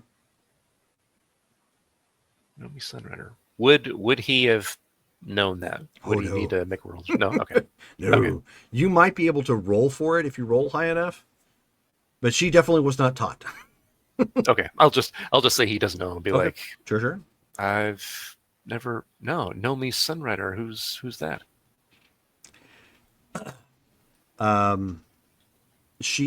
He says she was a great Jedi in the who served not only as a Jedi Master, but then later a Grand Master of the Jedi Order in the earlier years of the Galactic Republic. She was originally born Nomi da Boda, and she married Ander Sunrider, who was training to become a Jedi Knight himself. They eventually gave birth to a baby girl who they then named Vima. So my question to you then is, why was that not taught? It's rhetorical. You don't actually have to answer. You can imagine why it wasn't taught. Right. Interesting. It just seems so strange. Over the past several years, I've been thinking about it more and more, and I always did feel that it was strangely strict to prevent that. It seemed better to try to temper emotions rather than avoid them and avoid the attachments and so forth. Correct. What we are dealing with is thousands of years of policy drift, for lack of a better term. At one point in time, this was not an issue to the Jedi. It was a complete non-factor. In fact, Master Sunrider actually stood against Exar Kun and two fallen Jedi who assisted him. I believe you are familiar with the Keldroma family. I am, actually, yes. I've had the pleasure of being able to study with a holocron with Master Keldroma within. That was one of their cousins, but yes, I am familiar with the holocron of which you speak. Amazing. Well, then one last question before I'm sure I'll ask many others in the future. But what is the Altesian Order's goal as of now? Preservation. We know that there will be a time that the Jedi will rise up again. We need to be ready for that moment. I see. And we need to do what we can to shed some of these antiquated ways so that they have the best chance of survival going forward.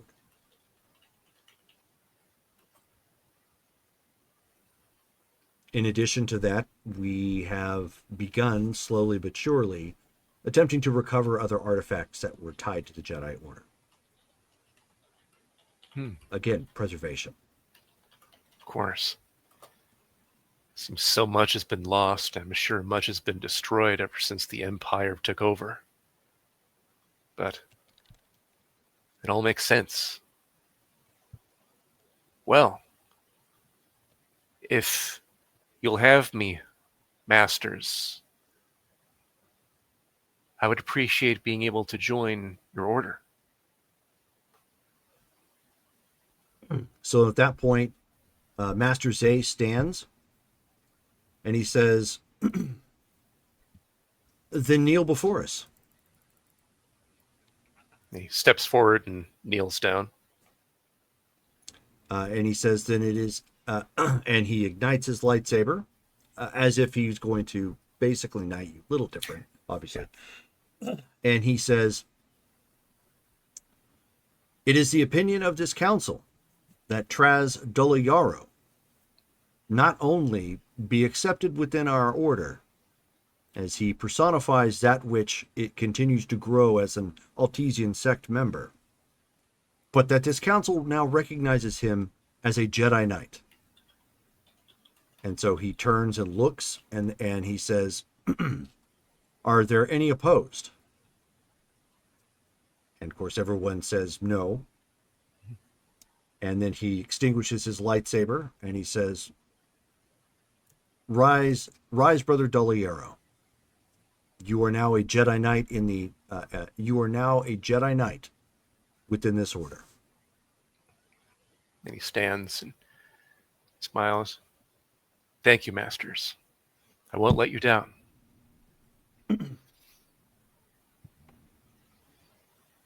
And with that, he says, then let us introduce you to the Padawans. Excellent. And he goes ahead and follows them. Okay. So you come walking back out. Those of you who are in the room,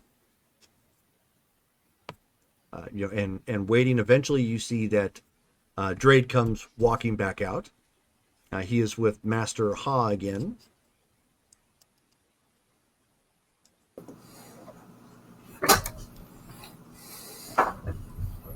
You seem okay? I am. Doesn't look like it was bad news. Not at all.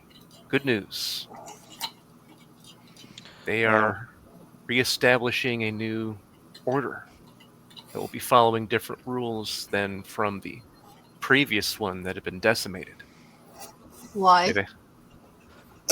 The don't get decimated rule. That is a pretty brave stunt. Ultimately, why what? Why are they trying to establish yet another order that'll be destined to fail? Damn. Their goal here is to actually change what they've done. I'm not sure how much you know of the Elpesians, but even since before the destruction of the Order, they've done things differently. Things that the Jedi used to do hundreds, if not thousands of years ago, but eventually strayed over time into the rigid system that it became when it was then destroyed. The Elpesians' goal is to avoid that.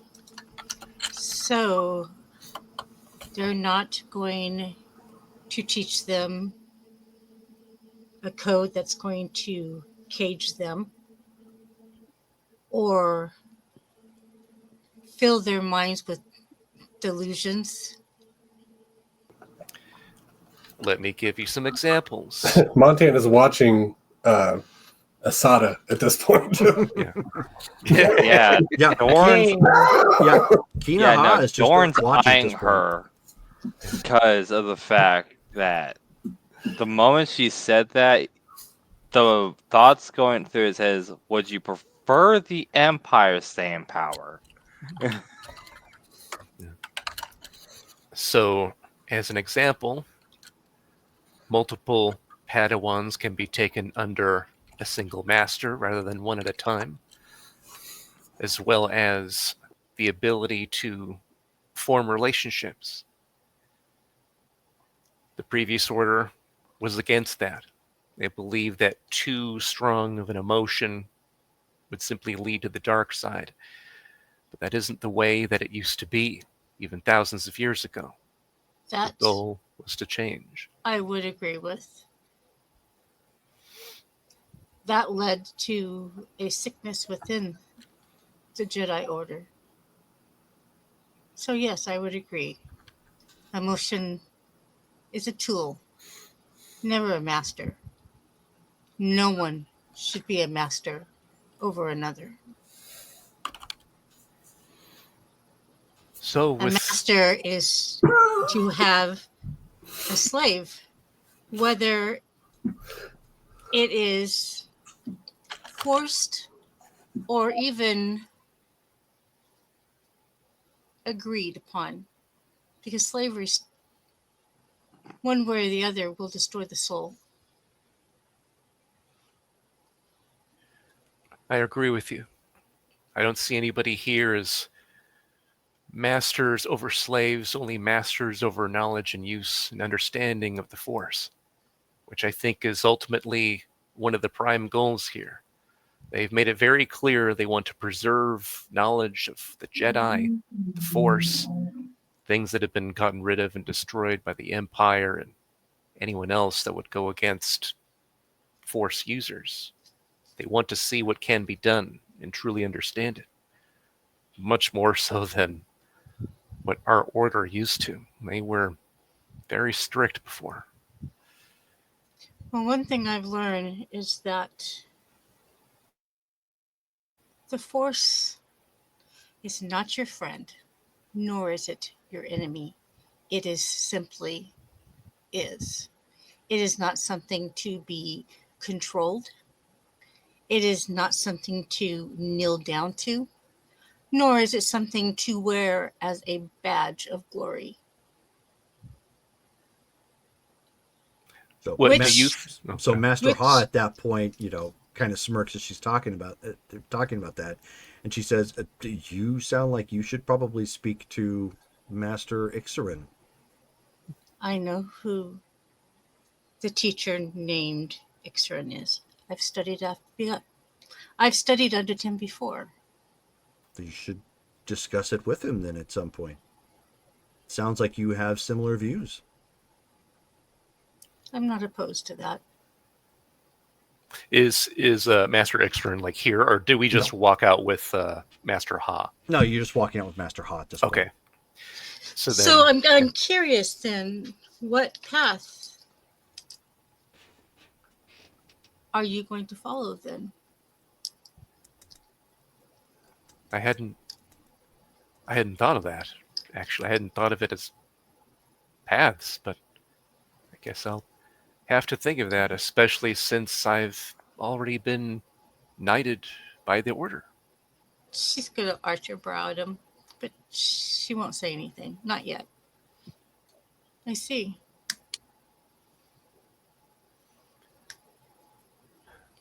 Well, let's explore. They wanted to show us what they do here, and I'd like to learn as much as possible before we leave. I'd actually would like to find Nestos, if you don't mind. Makes sense.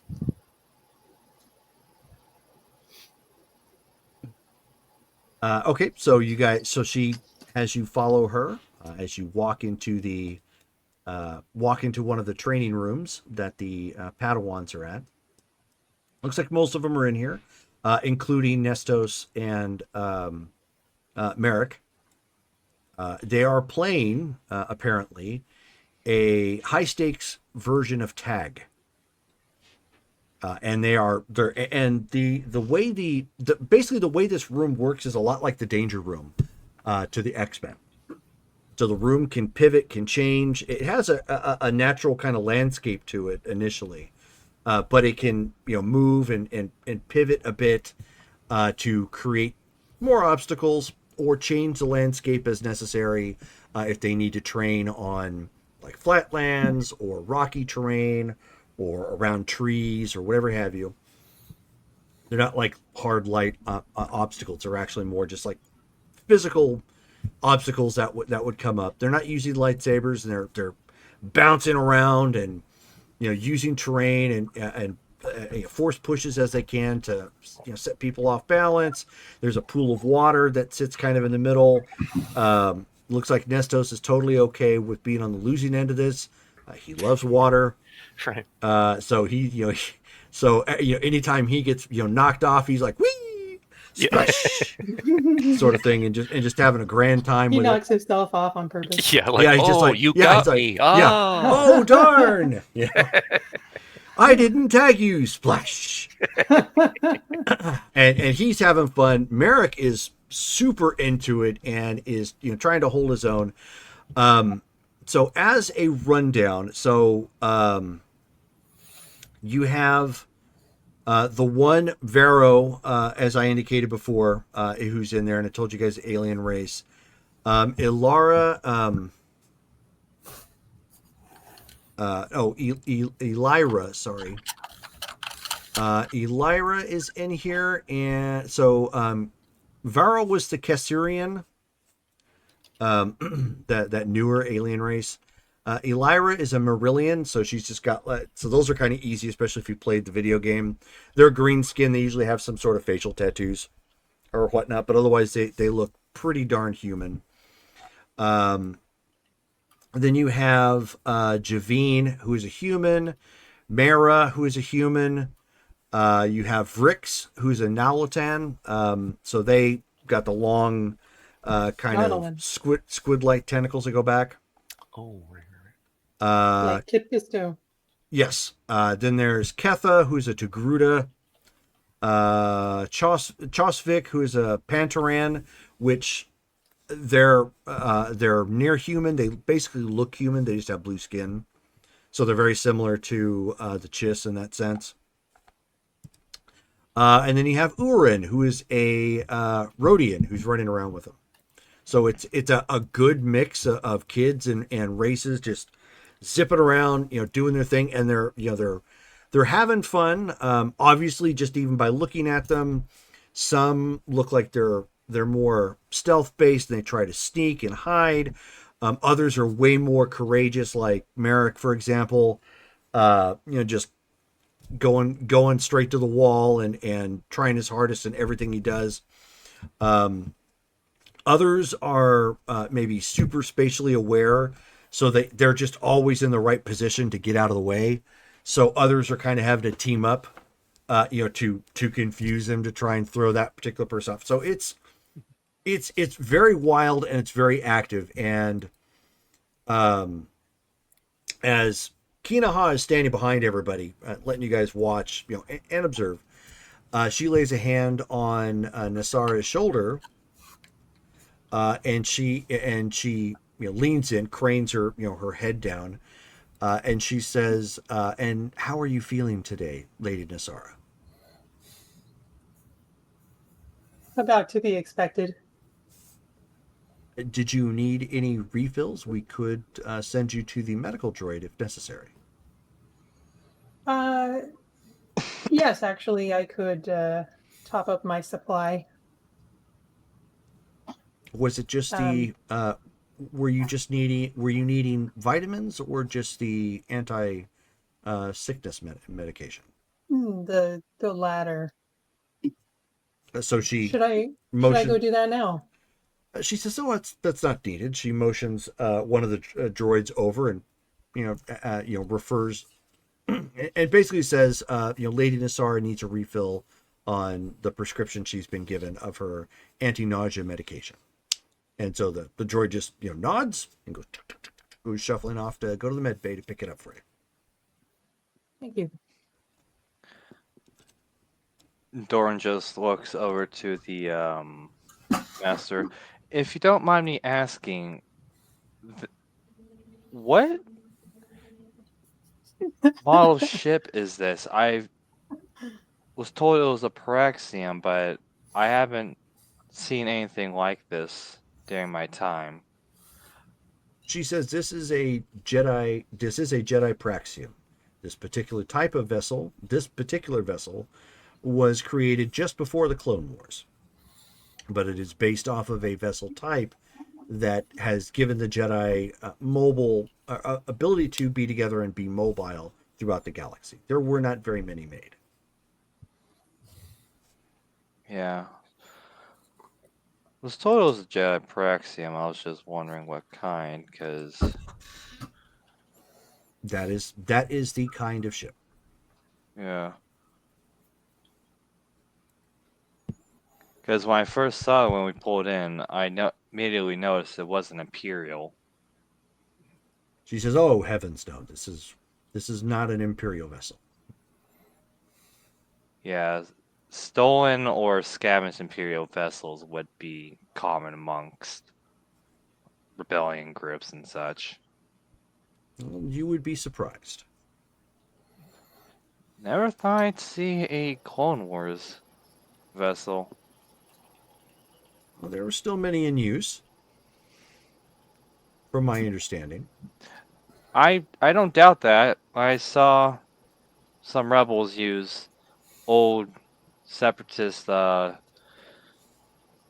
droids in the space. Forgot what type, but I knew they were separatists. It has been a while since I've been on one of these.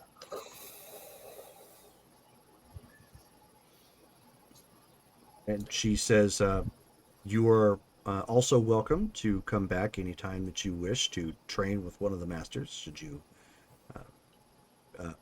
you desire to." I appreciate the invitation, but if you excuse me, I'm going to go speak with Nestos. She'll give a respectful bow. Okay. Because due to her station, she won't disrespect her. Sure. So she bows in return. She just motions you forward. Nestos at this point went up to the top of the of the rock there at that point and did a backflip right back into the water. Yeah, she'll wait for him, and then once he's looking her way, she'll motion him.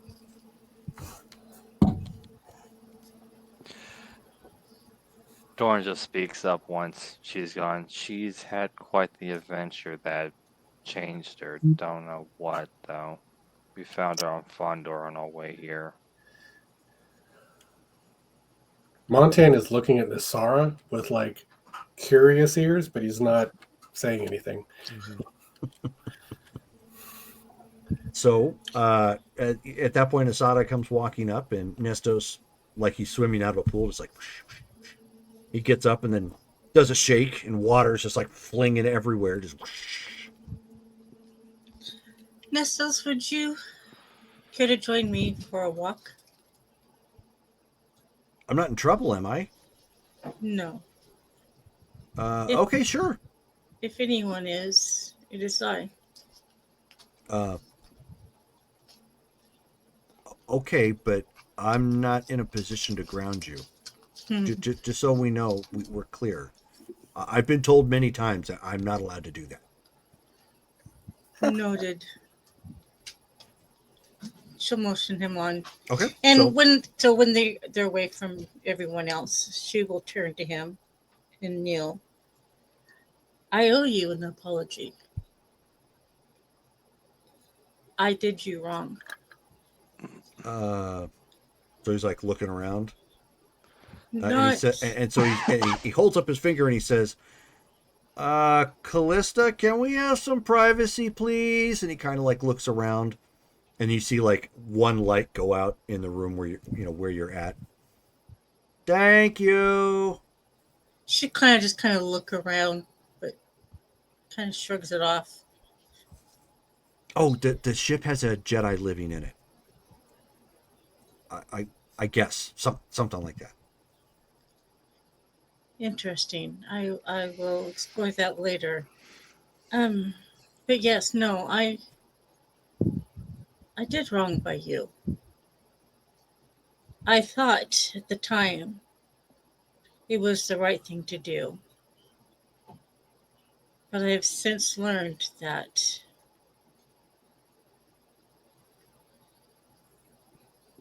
it was pretty much a crime to take you from your family and from your planet. And I have a very serious question to ask you, and I want you to give it much thought. Do you want to return home to explain to your parents personally what has happened? If you say yes, I will join you and answer as many questions as I can.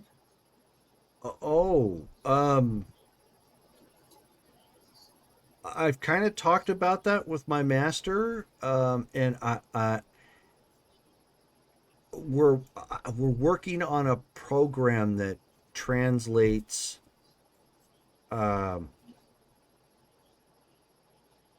basic into my language.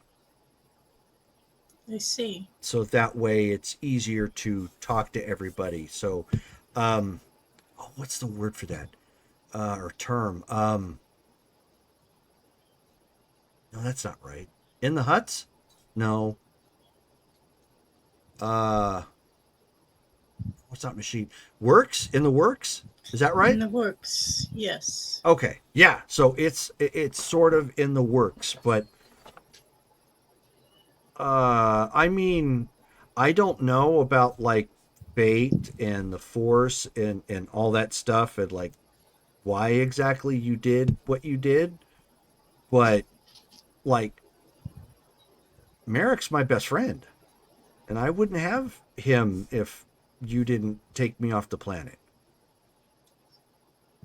And I wouldn't. He kind of like looks around and he says, "And this is like really cool." And I'm I learned how to fly a starship and repair some things and oh, and I'm getting okay with the lightsaber. And I wouldn't even know what a lightsaber. Oh, and the lightsaber's like so cool. Oh, and swoops. Oh, they're so cool. They go so fast. They're just a big rocket engine with handlebars. Yes, they are.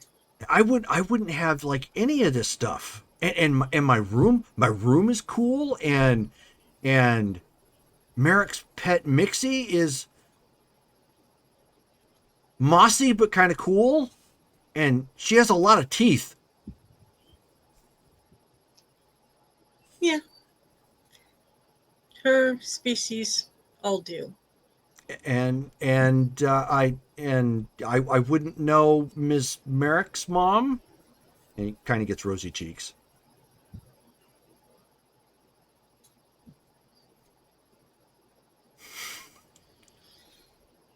I see. Merrick's mom has got it going on.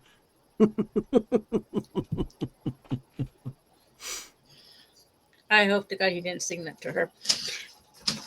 But regardless of all those good things, it doesn't erase the bad that was done to you.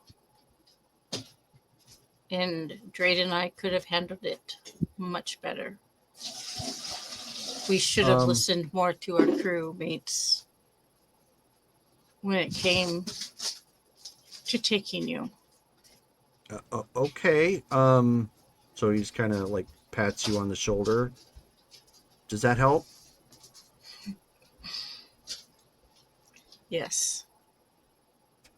Because I'm okay. I mean, I kind of miss home every so often, but then like something like this happens and it's weird and it's fun and I mean, I live on a water planet. Yes, I remember those feelings very well. I was taken at a much younger age than you, so I don't remember my home. I don't remember my parents. I don't even remember their names. So you're just doing what you were taught. I was doing what the Jedi always did, which at the time I didn't realize was wrong. Oh, maybe that's what my master meant.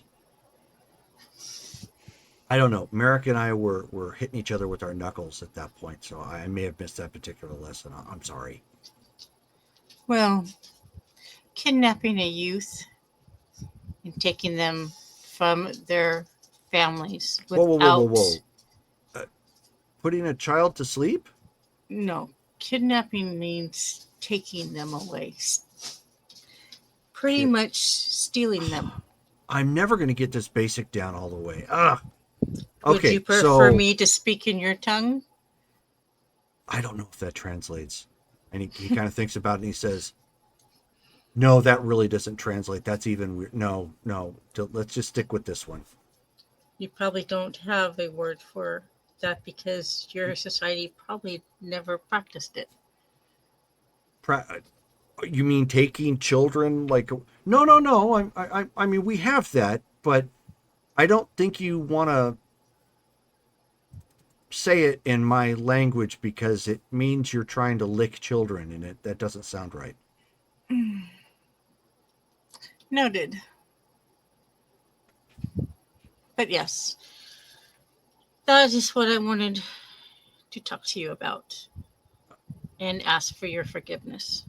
Forgiven? Thank you. She'll reach up and kind of ruffle his Tentacles. dreads. Yeah. Yeah. So and he leans in and gives her a hug and he says, Ashi, can I ask you a question? Mm-hmm. What happened to your face? I got... Did you get punched really hard? You could say that. And so as he's hugging you, he's like, oh, and he feels like right there, like near your collarbone, and he says, did something try to eat you? You could say that as well. I picked a fight with something bigger than me. But that's a bad idea. Why would you do that? Because I didn't think it was a bad idea at the time. I didn't think Why it would was a you bad idea not think it's until... a bad idea? Because I was trying to prove myself. And my arrogance got in the way. Oh, okay, that's pride, right? Yes. Aha! I know that word. I know that word in Huttese as well. I don't know why we studied that one in Huttese. I think it was because G wanted us to know how to hurt somebody's pride in Huttese, but I think it was a little more specific and usually between their legs. I'm still not sure why. I just know it involves a lot of pain. Well, my pride is a little different. My pride is more of a mental thing. I had a air of superiority. You did? Wow, because I never saw that. You should ask the others. And I was very competitive. I had to be the best. Oh, okay. I'm familiar with that. Like Merrick is super competitive. That can be good and bad, but mine almost got me killed. That's bad. But I met somebody who I wasn't expecting. You have a boyfriend? No. No. Oh, maybe I missed that intent. Sorry. No, I found a teacher. Oh, okay. And she opened my eyes to the many wrongs that the Jedi had done and that I was involved in as a Jedi. Oh, so this is like that law thing where they, like the government gave them permission to take kids? That enslaved clones and many other things. What's a clone? A clone is where it'd be like me taking one of the cells of your body and using it to make another you. I don't have jail cells in my body. Do you you know who Master Ha is? Of course. She's actually kind of cool. Her species were the And ones. she's got some good one-liners. She's pretty Well, funny. Well, her species were the ones that created and sold the clones to the Republic. So I still don't understand what a clone is and how that relates to a jail cell. It's not a jail cell, not particularly. It's like me scraping your skin and taking the things that make you you. You know what a cell is. Not a jail cell, but more on a molecular level. Maybe that's why you stand taller than me, because that's like, Genetics. we haven't gotten there. Okay, well, it's called genetics. And in order to make a clone, you take that genetics and you copy it. But instead of it becoming... Oh, is that like when I take a paper with information on it, or not paper, but like, like something on my data pad, and I say copy, and it makes another copy of it? Very close, yes. You can do that to people? Whoa! You should know better. They did. And then we sent them off to fight our wars. I called many of them my friends. But I didn't stop them from being slaughtered. But are they really real if you copied them? And if you've copied them and you got the original, why is it bad? Because even though they were a copy of someone else, they still had their own mind, their own personalities. They were given numbers. They weren't like droids? Kind of. They were given numbers instead of names. They were treated like droids, yes. but they were very much human.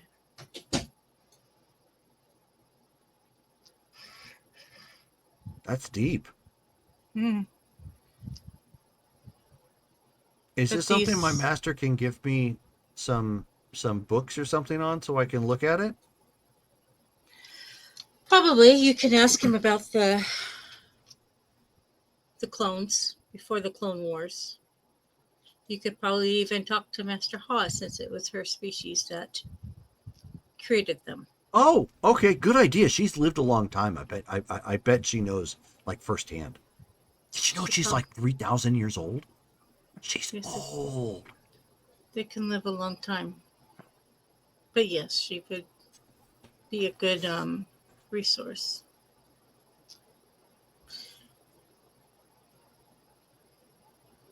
So are we good? I think so.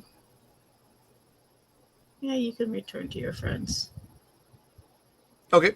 So he snaps a salute, and then suddenly Asada is thrown in the air, and Okay. right into the pool she goes. By who? By him? By Nestos, yes. Okay. Your guys would hear a scream and Asada flying through the air and going into the water. Splish. And of course, at that point, like all the Padawans are looking around like, that's too big to be a Padawan. Yeah. They're like looking around like, what the heck was that? And then Nestos comes running in and he says, "You need to cool off," and cannonballs right in the pool. Just Awesome. Yeah. She'll dunk him a couple times before she gets out. okay. So as you do that, he just shrugs, because he can breathe underwater. So he's just like, like that didn't help. Okay, so those of you, while she's conversing and she gets thrown into the pool of water, you guys end up seeing that, like this black mass of cloak and flailing arms, and a squeal goes flying through the air and then hits the pool. Drade, he's gonna like smirk at that and be like, "That's pretty good. Nestus is getting better." At least somebody made her laugh.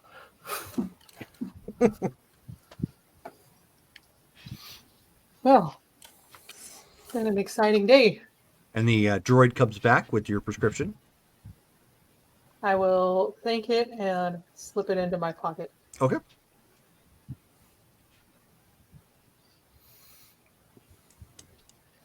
Yeah, she won't. She's going to be walking up to you guys, wringing out her cloak and stuff, but she won't say anything to Nasara yet.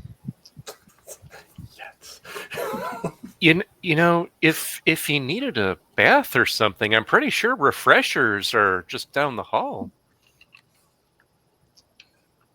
He said I needed to cool off, so I don't disagree with him.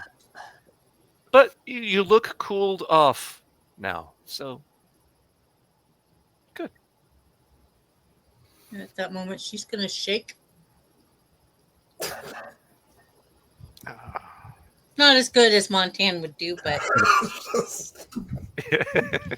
So I was picturing it, but yeah, so Master Ha at that point is, if you wish to be air dried, there are rooms for that, so you can stay dressed and just stay in a blower for a bit.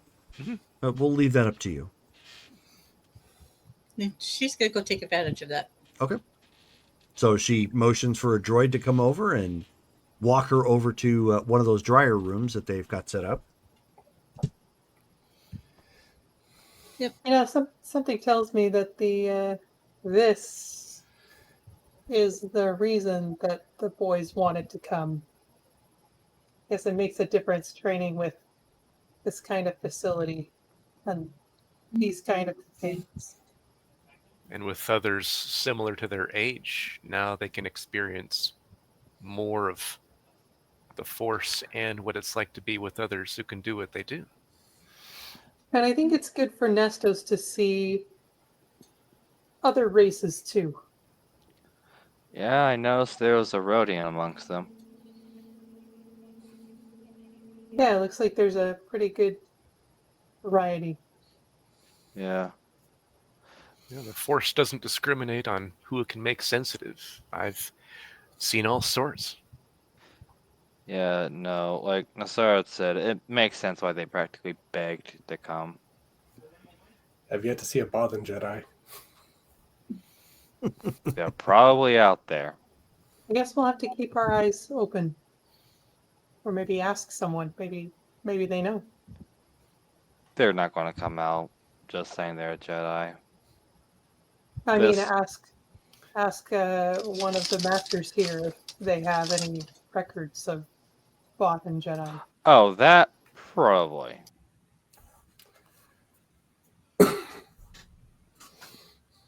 What do you think Speaking of of that ship thing? Master Ha, is there any sort of like data we can download and take with us, like a library of source that we can have for Jedi history? For the adult and the children Jedi we have with us? We could provide something. Just understand that if that information was found on any of your systems, the Empire wouldn't hesitate to kill you. Well, they Yeah, wouldn't anyway, so it doesn't really change anything. I just wish to relay the information, but certainly I can have something from our records transferred to your ship. That is not a problem. I will add it to the list. Montana, you do realize we've bluffed a lot of our way out of Imperial situations. Yes, I've been there. Sure. Why do we need to give them a very good reason to blow us up?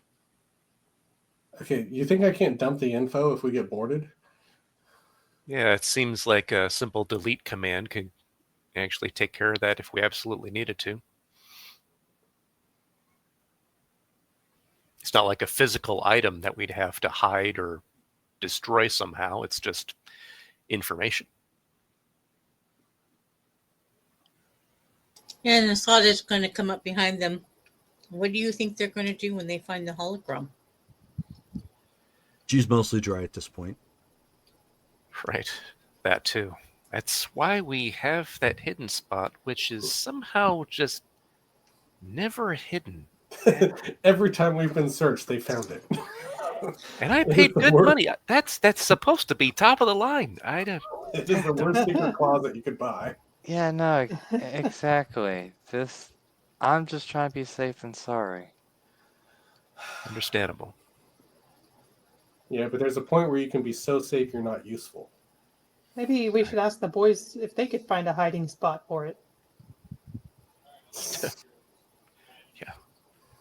They They're have pretty good at that. a knack for finding things that aren't supposed to be found. Keep in mind, Dorn, that too much paranoia can become a noose just as much as carelessness.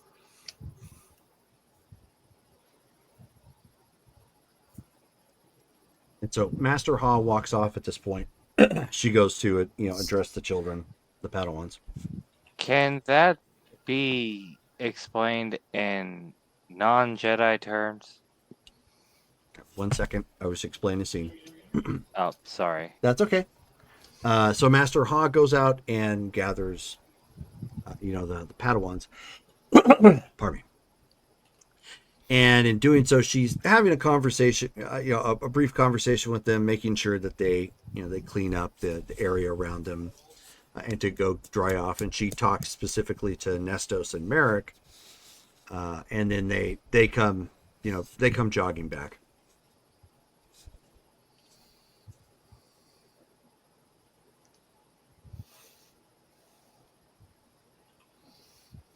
Are you all done? They say, well, sorta, yeah. Sorta. That Merrick looks up to Nassar at that point, and he says, "Mom, can we stay a day?"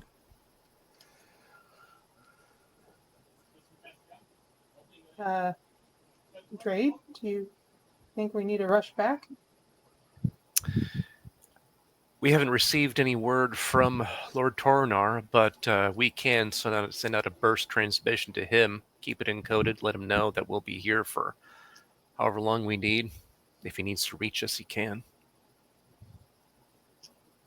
Okay. I think we'd be all right to do that. So that, so at that point, like Merrick, they fist bump each other, again. Yes. So, Mom, do you mind if we go eat with the other Padawans then? Yeah, go ahead. Thanks, Mom. Thank you, Miss Merrick's mom. I keep telling him he can use my name, but yeah, it just doesn't seem to stick. Probably a reason for that. Hmm. I think he. Maybe it's a translation thing. No, I think it's a crush thing. Yeah. Hmm. So, are you sick? I've been meaning to talk to you all about that. Just kind of waiting for the right time. So, sounds how like we far have a along plan. are you? Uh-huh. Almost to the second trimester. Lord Tornars? Yes. So, Montan's doing like math on his data pad, looking at the date. Where were we a month ago? Lord Tornar and I have been seeing each other for some time, and I suspected we are it. expecting. Congratulations. Is that why you get to go in the room? That Man. happened Right? after. That's more of Are a question. you- That's more of a question for Drade at that point. All right. She's going to turn to Montan. Are you wanting a baby as well? I'm good. I have my babies. Thank you. Just curious. Trade. I would Yeah. like to speak with you privately later. Of course. Well, for the time being, what can we do? Is Master Ha still standing there with us? No, or are she's we actually alone? tending to the Padawans, seeing them Okay. off to another section so they can go have their meals. Okay. So then he looks to all of them and goes, "Well, we're just opening up our world more and more, it seems. Now we have new allies here. But please keep in mind, we were never here. You have never heard of this place. None of the conversations that are here have happened here. And if I haven't made myself clear, I'm saying that because this entire place is secretive. And that's actually one of the things the Altesian Order is striving for. Making sure that, well, they're not attacked by the Empire. They need to grow in size and understanding. And maybe if the Empire can finally be defeated one day in the future, then the Order can come back and regain its strength, but better this time. You remember we have our own secret base, right? I know. I'm just making it abundantly clear.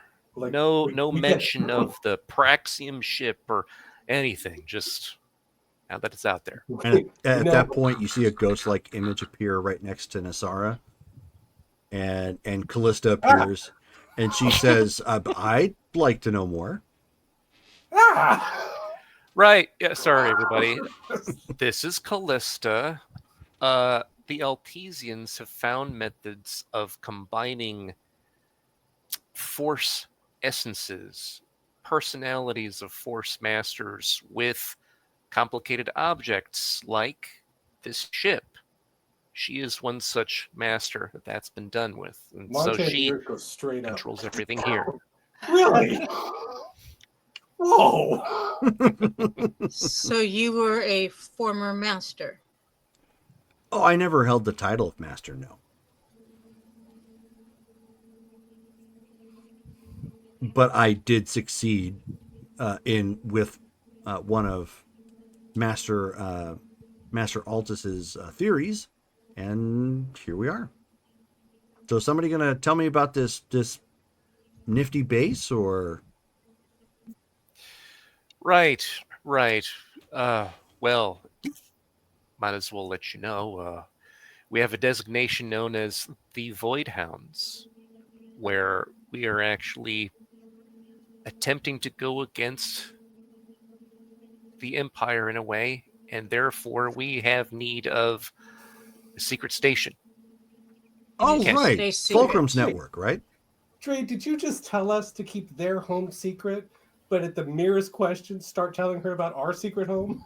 We didn't tell her the location. I'm talking about if we're out and about, when we're actually intermingling or talking with other institutions, our secrets here are going to be safe because it makes sense to do so. You didn't tell her where it is. Exactly.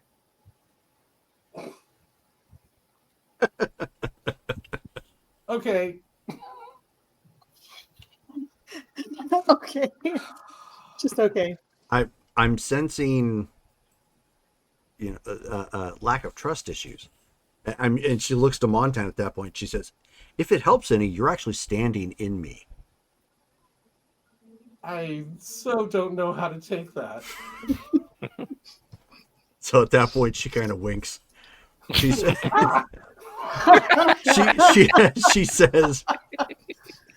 she says, "It looks like some of the other staff are assembling for dinner. If you would like to join them, you're welcome to.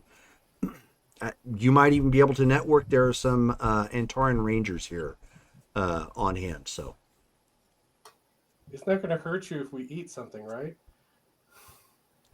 no, I'm not biological anymore." Okay. I didn't know if we ate something inside you, if it... Don't make it Inquiring minds creepier would than like it to has know. to be. Montan, just no. I am You're dealing with alright. a lot right now. She's You're- pregnant. There's an alternate order of Jedi. You Uh, just got hit on by a ship. No. Our friend is dressing all in black, has fangs and claws, and is clearly now anti-Jedi Order. There's a lot going on today, okay? I'm kind of freaked out. Yeah. You're not fair, wrong. That is a lot. He Terrified did just beyond the have- capacity for rational thought. He did just have a rather existential crisis in the last mission. Yeah, the last time we went out, we met a biological nurse with a machine too, and she tried to kill us all. Sure. With prejudice. With Touche. extreme prejudice. Okay, yeah, touche. But let's not make it creepy given you just got hit on by a machine. Oh, right. Yeah, I'm making it creepy. Okay. Yeah, got it. she says, and It's my faux pas. and not only did I not hit on him, I'm not a machine. Right. We're inside her, Dorn. We need to stop saying that phrase. Maybe just. But anyway, dinner sounds great. Actually, Let's I can move go for on that. from this. Yep. So she just says, it basically gives you directions on where you can go to, meet the mess hall or meet at the mess hall. To meet the mess hall. Hello, mess hall. She just calls Another back, entity. "Hello." Yeah. Yeah, I don't know if I like this ship or don't. I can't decide. I think she likes you. That is where we're going to stop for the night. Almost a full 3 hours of game. So thank you guys all for tuning in and hanging out with us. We have got some roleplay votes to take care of. So we're going to start with Dale. Well, it's gonna go to Shelly for the big change in Ashi to Asada and all that encompasses. Awesome. Very cool. Thank you. Brittany. Ditto. Alrighty. Shelly. Mike. Okay. Yeah, because Montan, the way he handles things is just beyond epic proportions. You and I are going to have a talk in character at some point. Um, It's coming. yeah. Montana at this point is Stephen He's angry uncle, and he's just like, "What the hey, yo?" Yeah. Okay, Mike. Shelley for adopting the whole new moral code and rolling with it. Okay. And Colin. I think at this point it's just going to be universally Shelly. Thanks, guys. Okay, so Good to be Shelly. back. So you have got 2 additional character points you can put down your character sheet, which help with the ones that you had to spend during your downtime scenes Mm-hmm. to live. Mm-hmm. Nice. So we will be back again this Friday at 7:30 p.m. Pacific Standard Time with our Mythic Savannah game, and then Marvel coming up on Saturday at 6 p.m. With more of Johnny Quantum. Yes, indeed, I am a superhero. So, stay tuned for those games. I hope you hang out with us there, and thank you for hanging in with us here tonight. Paul McGinn tonight was on fire with the references, catching most of the Legends characters that I was pulling out. Yeah. Which Good almost job. almost all of the almost all the masters, as well as the ship, as well as the person in the ship. Those all came from canon or Legends canon, so they're all in there. So I hope you guys have a good night, and we'll catch you again next time. Good night, guys. Good night. All right.